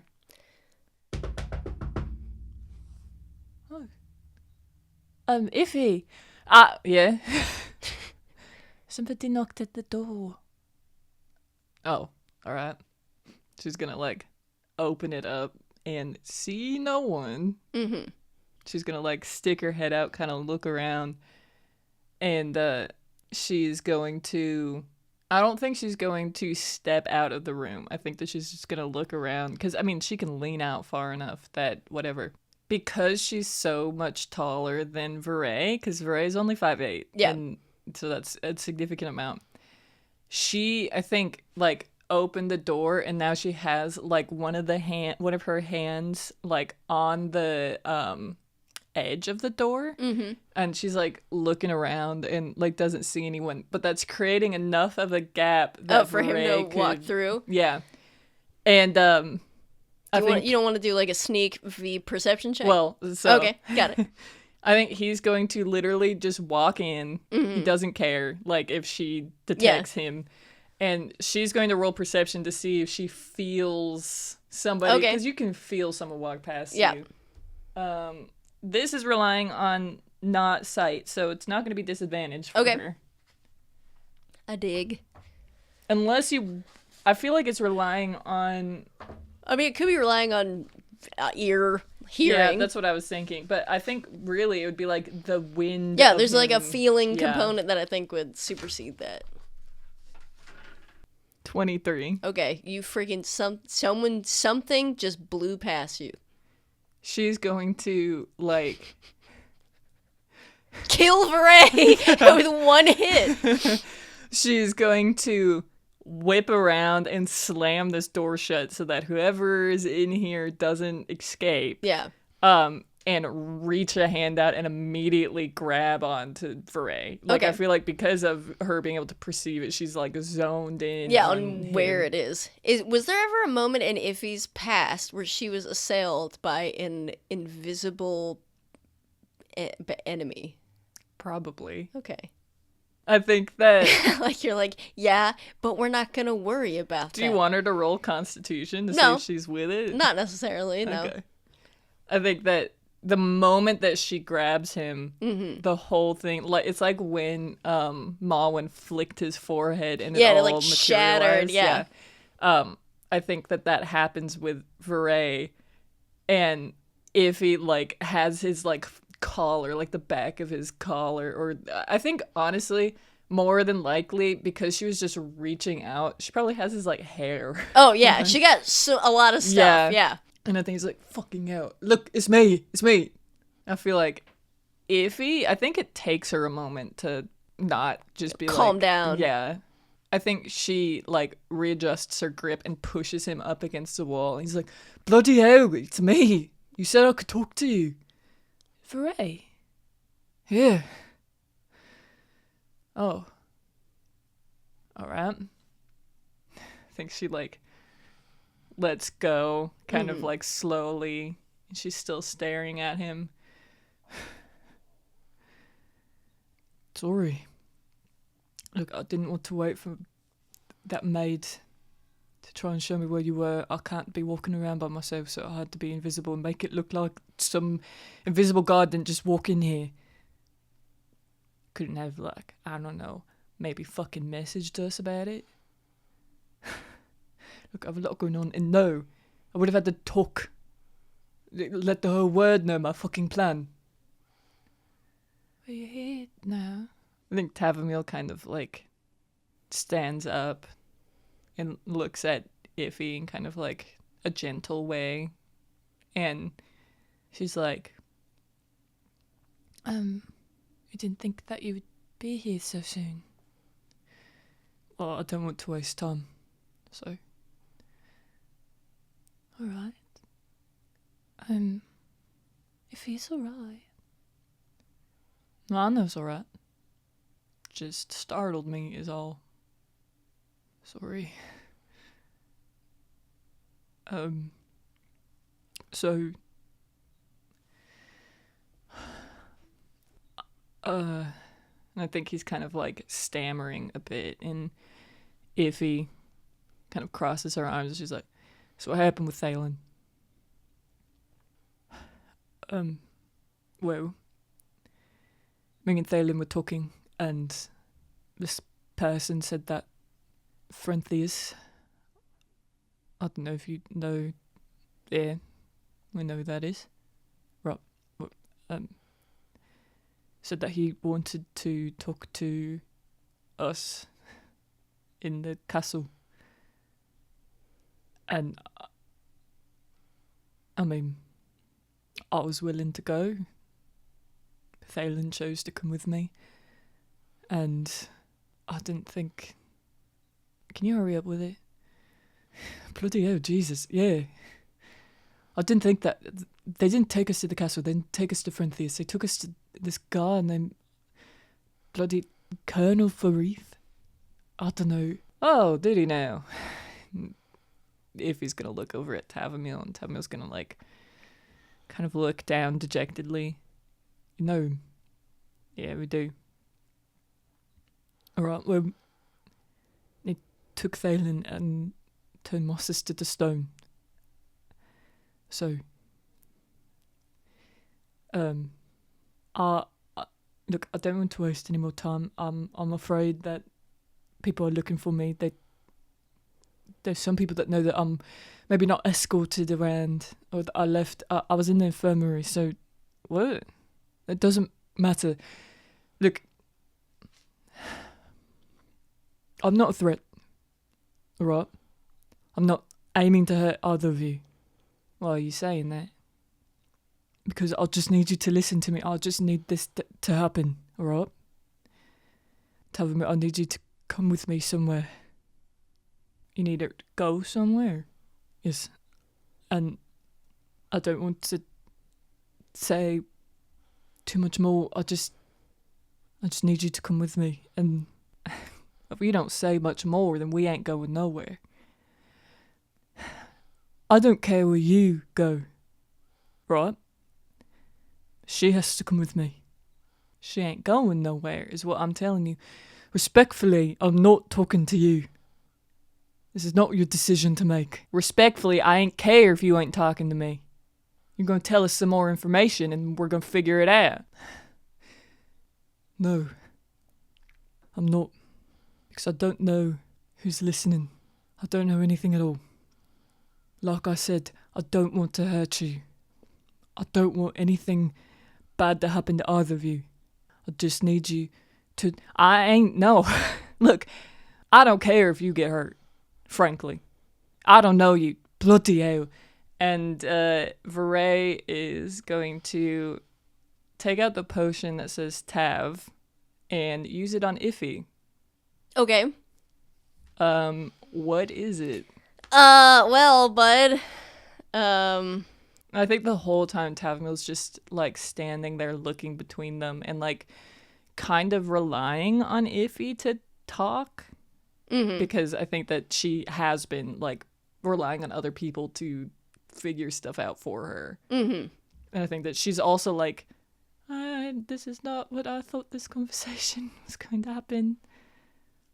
You open the cork of this potion. Mm-hmm. It is not really a potion. It's like the absence of a potion. Mm-hmm. And you feel as you uncork it that the only thing that matters to you more in the world in this moment than Yusufi is filling this bottle with something. Mm-hmm. And you open the bottle, and just as quickly as the cork pops out, Iffy's very essence is there no saving dematerialized. Crap, is there? Oh, no. Hee. There might be. It was so funny because I was reading to see if there was, and then I forgot. I was just like, yep, that's it. And then you don't read. I'm going to say that there will be one. And I want Shay to tell me why Iffy is rolling it with disadvantage. Because it's completely unexpected. They don't have their potions on them.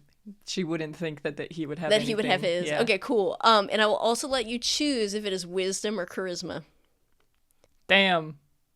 I guess charisma. What's her plus to charisma? 5. Okay, I'll let you choose whatever you want if you can tell me why it's that save. I think it would be Constitution, because you're trying to, like, Okay. not be affected, so you're trying to, like, will yourself. Yeah, like, she's gonna be broken up into the smallest components of herself. Because I don't think that wisdom or charisma would necessarily make sense for evading a spell. I'm gonna say, too, I think this would be disadvantaged because if you really can't go through any more things, she really can't. I'm tired. This is another gosh darn thing that she's gonna have to contend with, like her body being broken up. We've already, I can't remember if I established this within the boundaries of the podcast, so I'm not gonna say it. Never mind. Okay. But yeah, you feel yourself breaking apart into all these tiny little particles. Give me a disadvantage con save. All right. What dice do I want to do? Pick the ones that was giving you now once earlier.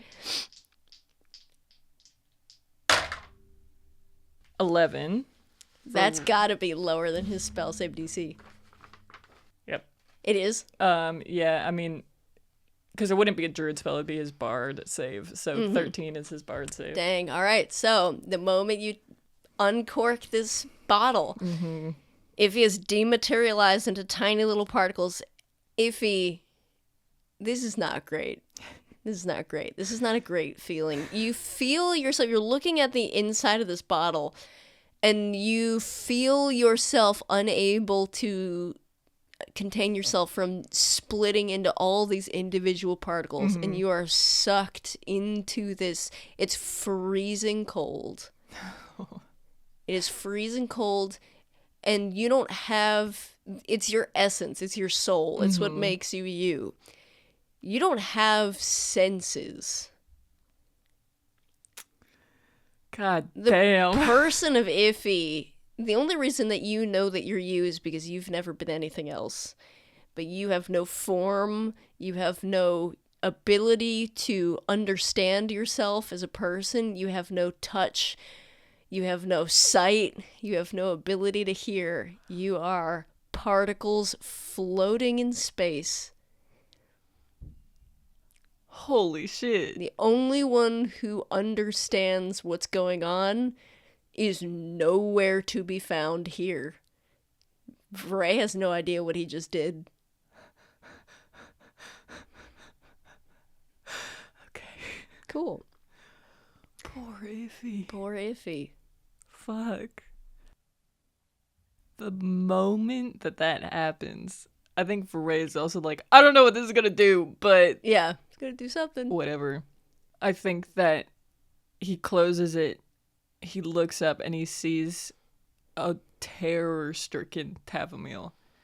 And, like, her eyes are so wide, and, like, she's, like, standing there. Like, you could see her, like, bristling with fear.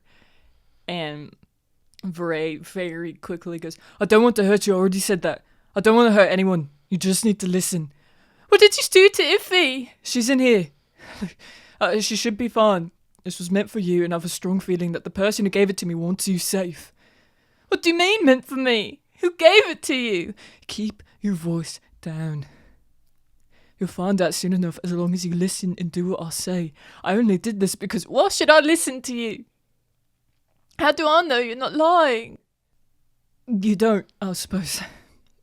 You don't know me, I barely know you, but I think we're in a bit of a similar situation. I think Tavermiel he's standing a little bit outside the door, like a little bit away from the door near the wall. Yeah. Tavermiel is standing near the, like, far bed. Okay. And he sees her, like, wide eyes shoot towards the door. Uh-huh. And he is going to take a step in front of the door, like take a step blocking her path and go, that's not going to happen, love. Look, I'm not a threat. I'm just in a situation I don't want to be in, but it seems like so are you. I don't want to force you to do anything. That's why I'm talking to you now. That's why I have your friend in here, because I need you to make this decision. I don't need her making decisions for you. But I'm desperate. I don't want to force you to do anything, but I will if you don't work with me. How will you force me? We're in the castle, the Talenthi Castle. Can I just yell out for help? You're making me uneasy. Look, Lucian, is that right? You want to help him? I don't think it's right for him to get tried either, as long as he's not guilty. He's not. I believe you. Something about your mum too, right? They've two of yours. Well, they've one of yours, they want the other. Thalen as well. Right. Look, I'm sorry about that. I had no idea what we were walking into. I swear it. I still don't understand. I'll be more than willing to tell you, but later. Right now, I need you to listen to me and stop asking questions. They have two of mine as well. Right now, my sister's turned to stone someone in the castle here with the promise of being fixed if I turn you over, but I don't want to do that. At least not to the lot that did that to her. I don't know why they want you, but the people I'm working with at least seem to want you safe. The other's my best mate. He's mine. He was working in the castle or something respectable until recently they decided to use him as an experiment for curing water-clary sickness, the fucking bastards. The people I'm working for claim they're looking for a cure. Whatever's going on to both of us seems to be all about this damn plant. I don't know why you're involved other than you grew the thing and that you're... Well, that doesn't matter. Fact of the matter is that you're in this fucking hell with the rest of us. But we all want to get out. No, I'm sorry. I know how it feels to want someone to be safe, but I can't care about more people right now. I really don't mean to be rude. I really hope that you and everyone you care about ends up safe, but I have a lot of trouble focusing on too many things at once, and I can't take on anymore. This is all so much, and too much is happening, and I can't handle anymore. I want Lucian and my mum to be safe, and I don't see how helping you will make that happen. And right now that's all I care about. Especially if they find out that I'm helping you. Especially then. And I don't even know what you did to Tiffy. I don't even know she is safe.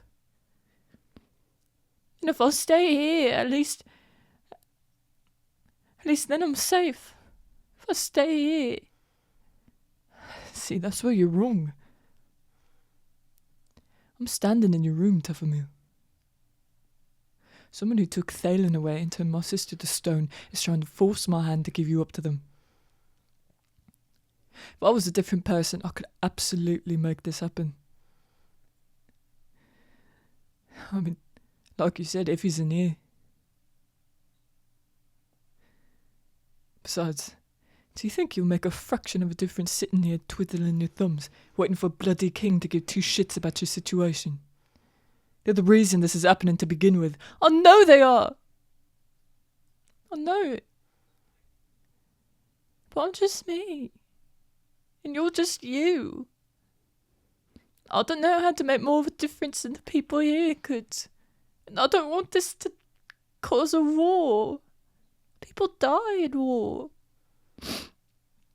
Lucian already went.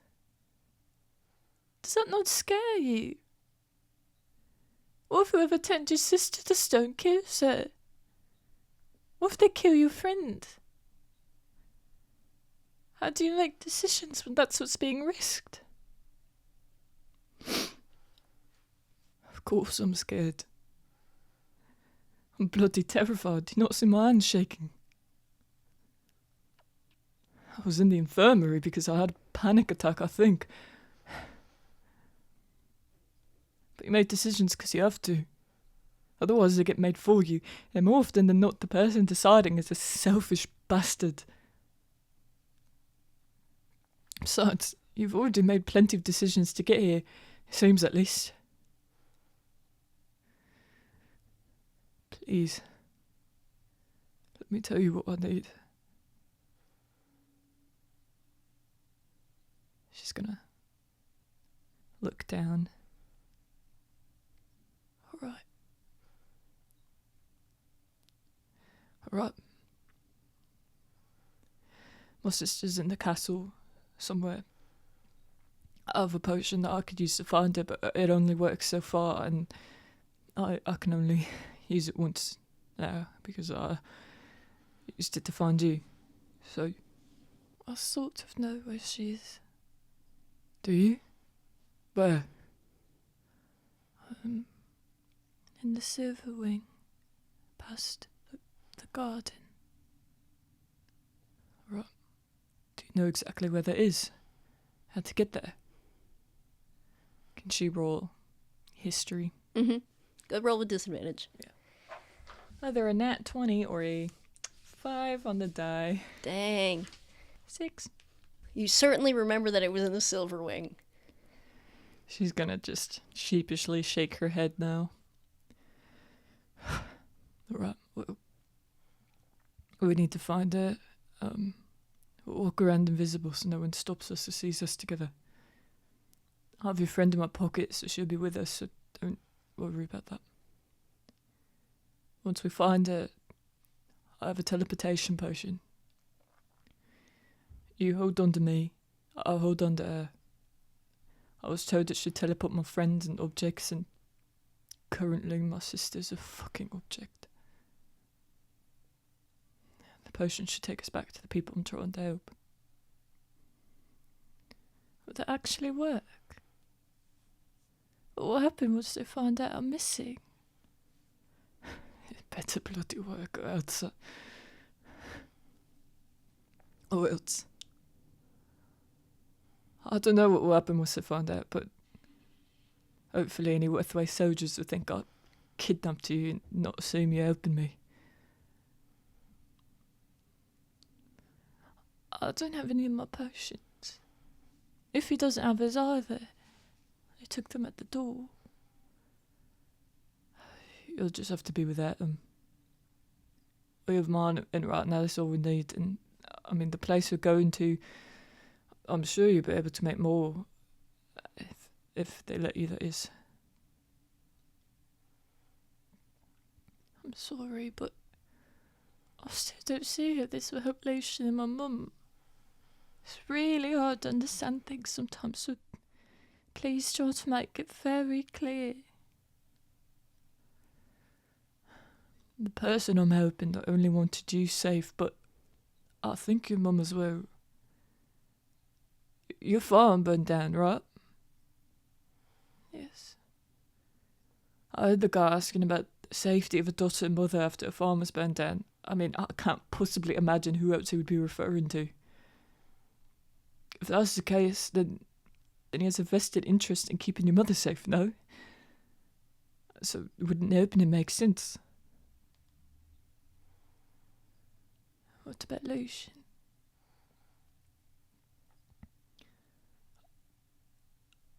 I'm not sure, but his people aren't looking for him. At least, I don't think. And if this business about Waterclaw is situated, then maybe this whole thing will sort itself out. It's a step in the right direction, isn't it? I mean, it's a step in a direction. Sitting here being safe is not going to do anything. You said that you're just you. That's not true anymore, love. You're Devilmeal. One of the most desired Eldrins at this moment, maybe besides one other. And I'm Vahrae Thornagod. I have influence. I think it's time to get my act together.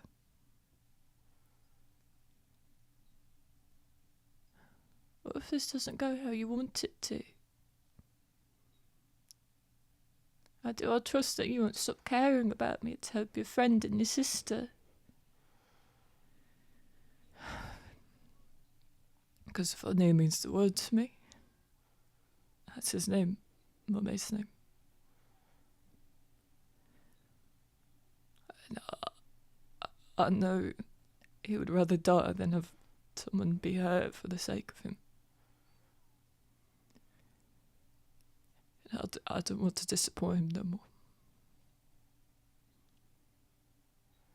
It's nice to know someone you love that much. Yeah. I'm sure you don't disappoint him. You don't know anything. Okay. I'll do what you say. Really? Really, you will? Yes.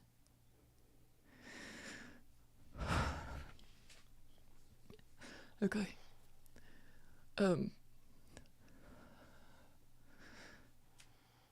Alright, so, we'll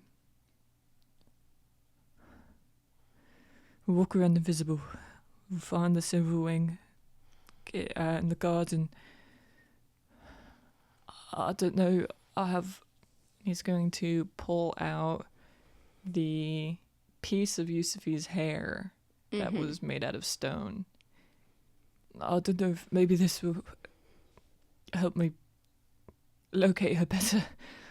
I don't know, I mean, the castle's only so big, and I know it's a really long range, and sometimes having stuff on you helps. I don't know, but can you take a deep breath? What? You seem really nervous. I don't think that it's good to do this when you're really nervous.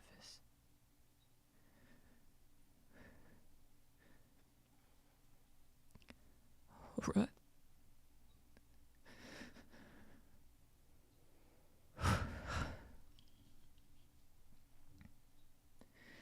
He's like rubbing his forehead.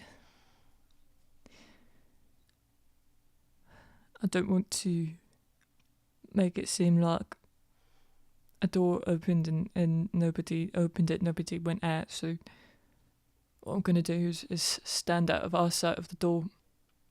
I'll be invisible first or something, and you open the door, act like you've forgotten something, walk back in, and then we'll walk out together.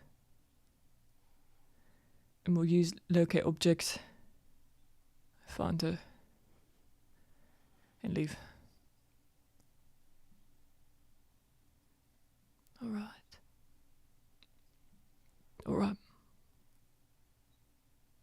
Please just follow me, do what I say, please. I mean, I don't know what will happen if they find us, like... So let's not have that happen. Okay. Alright. He's going to stand up, run his hands through his hair, stand out of the eyesight of the door. Tavamil, I think he's going to... I don't know if you'll allow this. I'm going to upcast invisibility so that it will affect one other person. That's fine. Well, that is part of the rules. That's not what I was asking. Okay. So you can do that with invisibility. You can do that. Got it. Cool. But I don't know if you'll allow like a delayed, like Vahrae becomes invisible first, and then he can give the rest to Tavamil since it's a potion-based system. Yeah, I feel like that's okay. Fine. Cool. I feel like that's within alignment of stuff. Yeah. All right. Vahrae's going to down half of the potion of invisibility. He's going to go invisible. Tavamil is going to go open the door and then kind of be like, oh, right. Like, look behind her and walk over to, like, where she saw Vahrae standing, which was the vanity. And she's going to feel Vahrae press a invisible potion in her hand, which materializes once he lets go of it. and she's going to drink the rest of it. All right. And she's like fully invisible, like it's not like the other thing, pass without a trace? No, yeah, fully invisible. Okay, cool. So you walk out, you step out into the hallway, and you two are invisible. Cool. And you are making your way. And at the present moment, there's no one in the hallway. Awesome. Cool. So I cannot visualize 1,000 feet. That is a really long distance, right? Yeah. I can't either.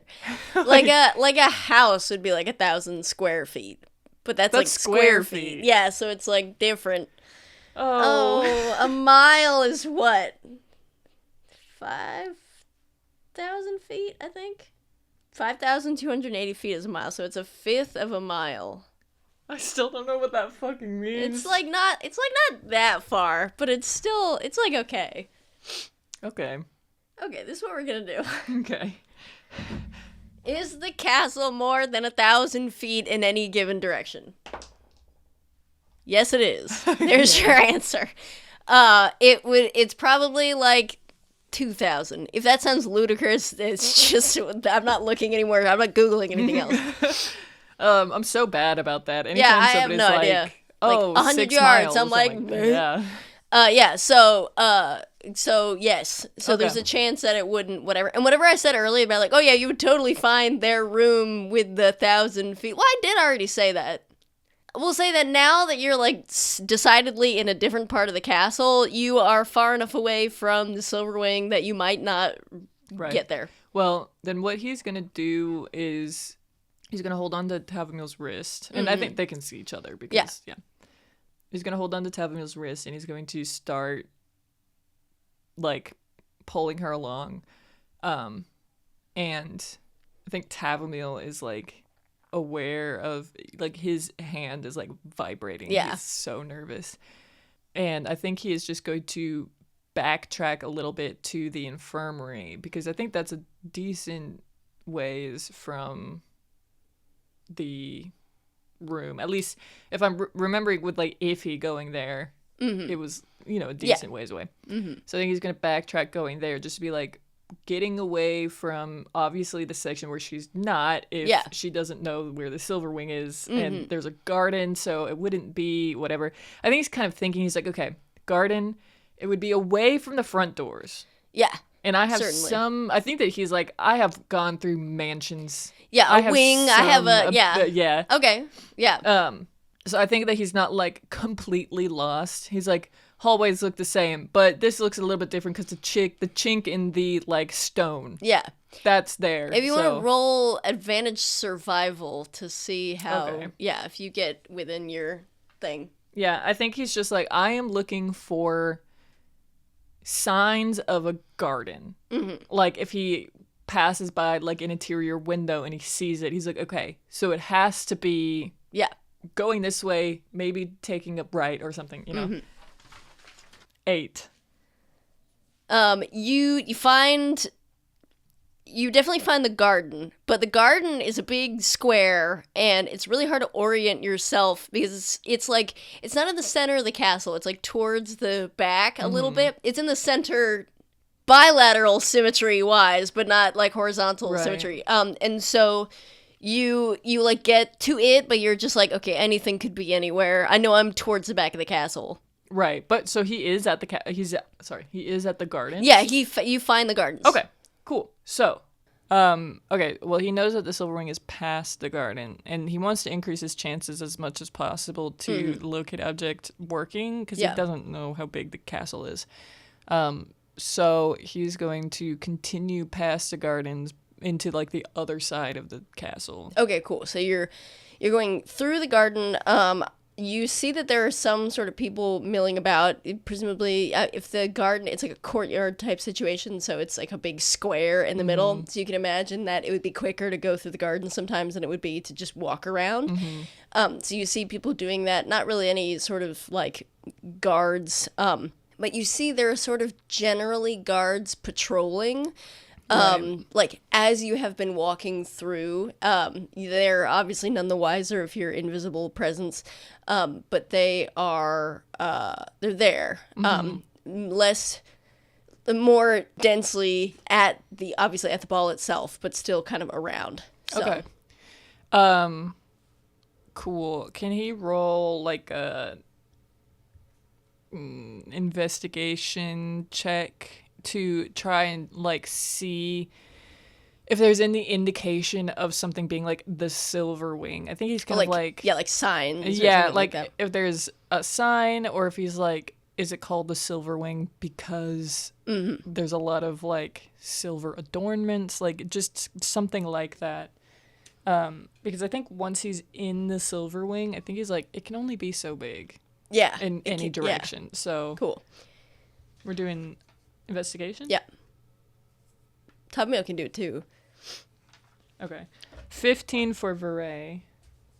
A nat 20 for Tavamil. Dang, bro. Okay, cool. So, you don't see anything specifically where you are that would indicate to you that the silver wing is in any particular direction. Right. There's nothing around. You're looking around. You're looking for silver. You're looking for wings. Right. You're looking for what has silver wings? I don't know. A pigeon. Like you're like okay, silver wing. Like what could that refer to?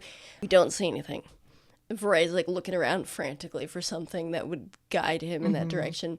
And Tavamil perks up her ears and catches the tiniest whisper of a far-off conversation. And you hear one of the maids say, headed off to the Silver Wing, so... Okay. And then, like, it fades back into nothingness. You turn and you see her, like, walking on the sort of outskirts of the garden. Okay. I think that she, like... grabs onto Vahrae's arm, and he looks back at her so irritated. Yes! Silver Wing! He looks back at her so irritated, and she's like, she's going to the Silver Wing. And he's like immediately it all dissolves, and he's like, okay. And he like lets her kind of lead. So you're keeping visuals on this girl. You're basically tailing her to the Silver Wing. She's like there's a pretty significant like demarcation between the garden and the like walking platform. It's like if you've ever been in a building that has like a reflecting pool that's like higher levels that are just like it's like a balcony all the way around, a la the ball. Me describing this 200 years ago. So there's like a fence and stuff. So you're gonna have to like get out of the garden or so that you can follow her. Yeah. You know what I mean? Or you're gonna have to do some athletics checks. We'll get out of the garden. Okay, cool. I thought we were already out of the garden. Oh, are you? Yeah. I thought you were walking in the garden. No, we went into the other side of the castle. Like, we crossed through the garden into the other side because he knew it was past the gardens. Oh, okay. This is how I'm imagining it. You basically are at the same place. You arrived at the garden. You were walking through the garden to get to the other side. You were looking for indications of where the Silver Wing was, and then you found one, and now you're getting out of the garden to follow it. So basically, same dealio. My bad. I No, it's fine. Cool. So you're tailing this girl. You're walking. She's like walking with purpose. Got some business to attend to or something. As you move through the hallways, you're seeing people, passing you by, but they're paying you no mind. You are being quiet as you possibly can, making your way to where you presume Yusufi is. As you do that, Bean and Finch arrive in Tavamil and Iffy's room. All right, here's the place. Didn't I heal? Well, yeah, I know. I mean, but this is where I smell the strongest. They just left like a couple minutes ago. They just left? Yeah. Well, okay, follow that. What the heck, man? We just got here. I just ran so far. All right. We're trying to find a hole. Can I sit down for a minute?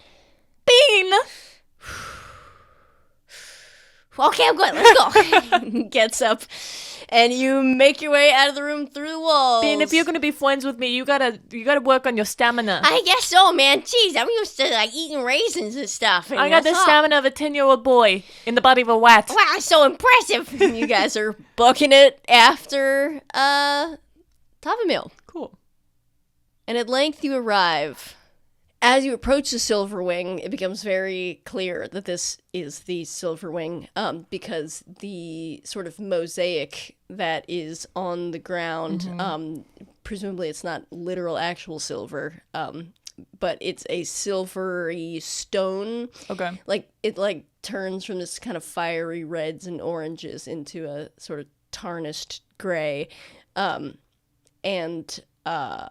there are other sundry, like, silver details and stuff as you walk inside. Cool. Well, they're gonna break off from her then, and Vahrae is gonna kind of like put his hand on Tavamil's shoulder to stop her and take the lead again. And he's just gonna walk. He's gonna walk around, kind of looking for a place that they could kind of like. There's nobody around, and they could kind of like hide a bit, because he knows that once he casts another spell, or once he like drinks another potion, invisibility is gonna end. Okay.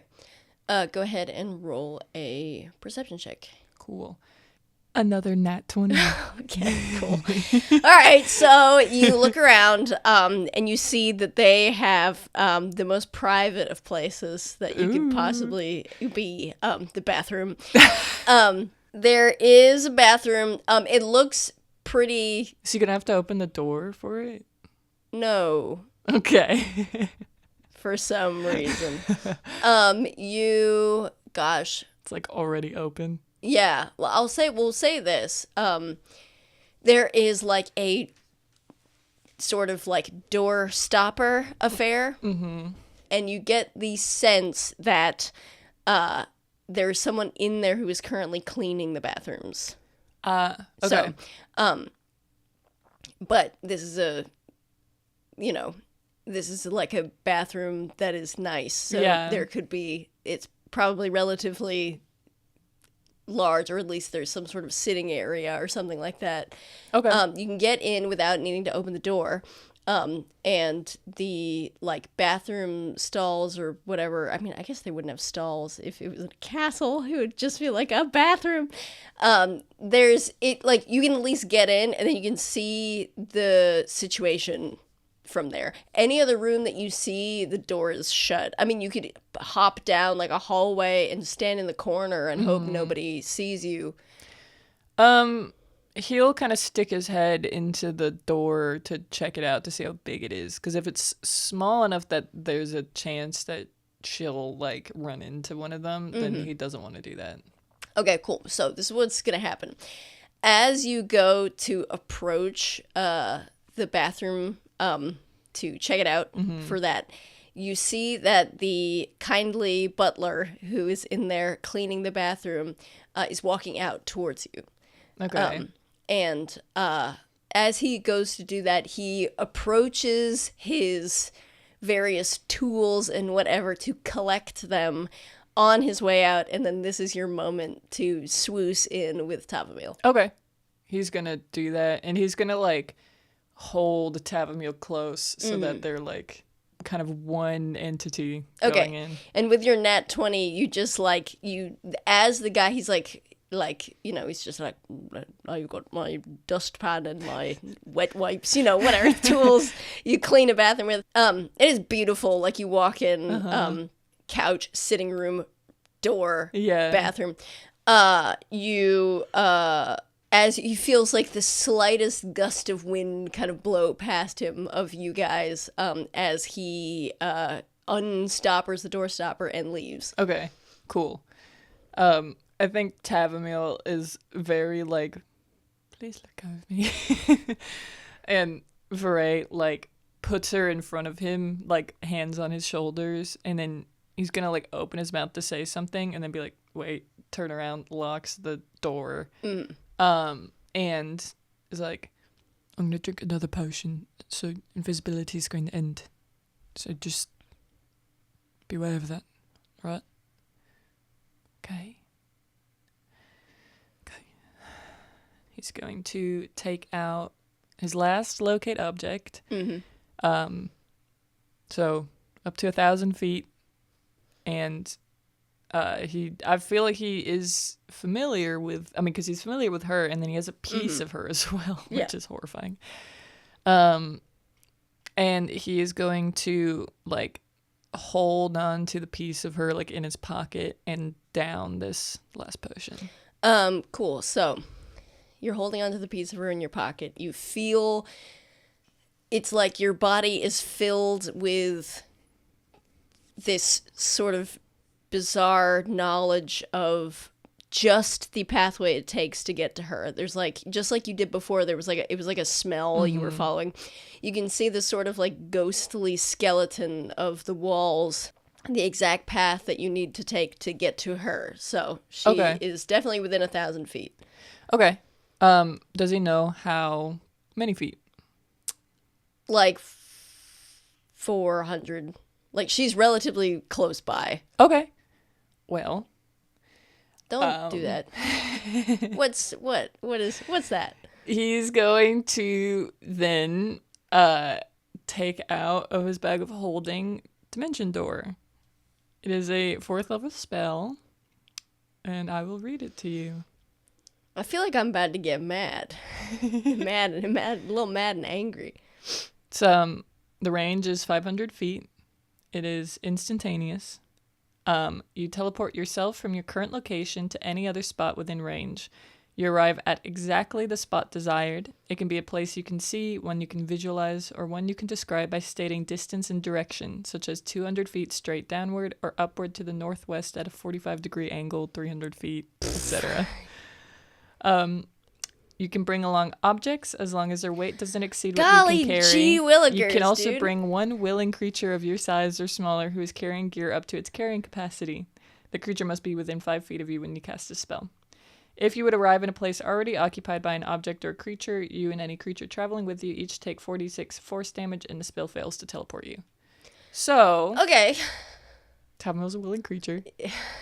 And since he knows the direction of where she is, he is going to describe that direction, but like by a little bit short, because it's exactly where she is. He doesn't want to, poof on top of her. So he is going to take Tavmil's hand. He's going to look at her and say, "This might feel a little weird." And I think actually he's going to hold her to him because he doesn't want them to take up so much space. Oh, yeah. Mm-hmm. So he's actually going to like grab her waist and pull her in. And she's like, and he says, "This might feel a little weird." And she's like, "What might feel a little weird?" And he's going to pop the cork and down this potion. Okay.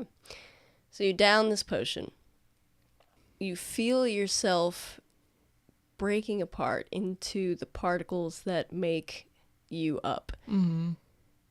It feels like a chill running down, like from any place the potion is touching and radiating out. So from the center of your upper body, radiating out, just, it's like icy hot. It's like boiling hot and then freezing cold out from that part.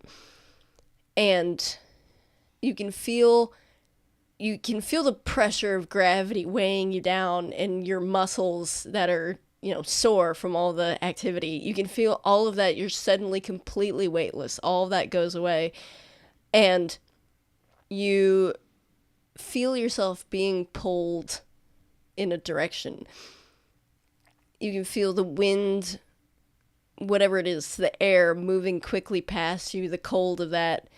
And you feel you're not able to formulate any sort of thought, but you can feel there are moments of resistance where you feel yourself slow, and you imagine perhaps afterwards that it's you passing through walls or objects or individuals even, as your body moves towards its intended location. It is not long, maybe several seconds, but it is profoundly unpleasant. It is very, very, you feel you can't think. There is no you. Mm-hmm. You're dead for this moment. It's like your life is gone. It's like passing out unexpectedly. There's no moment that you kind of feel yourself getting lightheaded and you sit down and you fall forward and you wake up. Mm-hmm. You're there and then you are dead. And then you, with a flash of heat and pain, wake up on the other side. Okay. And you blink the room around you into existence. Both of you, Vahrae, with your arms wrapped around Tavamil. You poof back in the exact posture in which you left. Mm-hmm. And in one moment, you feel nothing. And then in the next, you feel Tavamil's arms at her side, underneath your arms. And Tavamil, you feel Vahrae's arms around you. And you are again. Okay. And Vahrae is going to, like, before he does anything, like, before he, like, moves a muscle, he's going to, like, look around the room. So you're frozen in this spot. I imagine Tavamil doesn't move either. Yeah. You're holding on to her. Vahrae, you're facing... Tavamil's facing the door. Uh-huh. You see just a door. Okay. You don't hear anything. There's no scream of terror or something as you appear in this room. You just see a door, and you see a room. You see a lamp. Everything's still. In Vahrae, you see your sister. Okay. And that's where we're going to end this episode. Tune in next time for Shay rolling 58 more nat 20s and screwing up my whole dealio. Good thing for you, I'm basically out of spell slots. Yes, so, that is a good thing for me. I just have Monsteral spells that I could use, Right. and 4 first level spells that are 4 first level but spells. they're like I'm basically out of spell slots. no. But listen, they're like cure wounds. Oh, They're like healing spells. They're like fart on command. It's like unless I get hurt, they're not gonna do anything for me. Well. All right. Well, goodbye. All right, bye.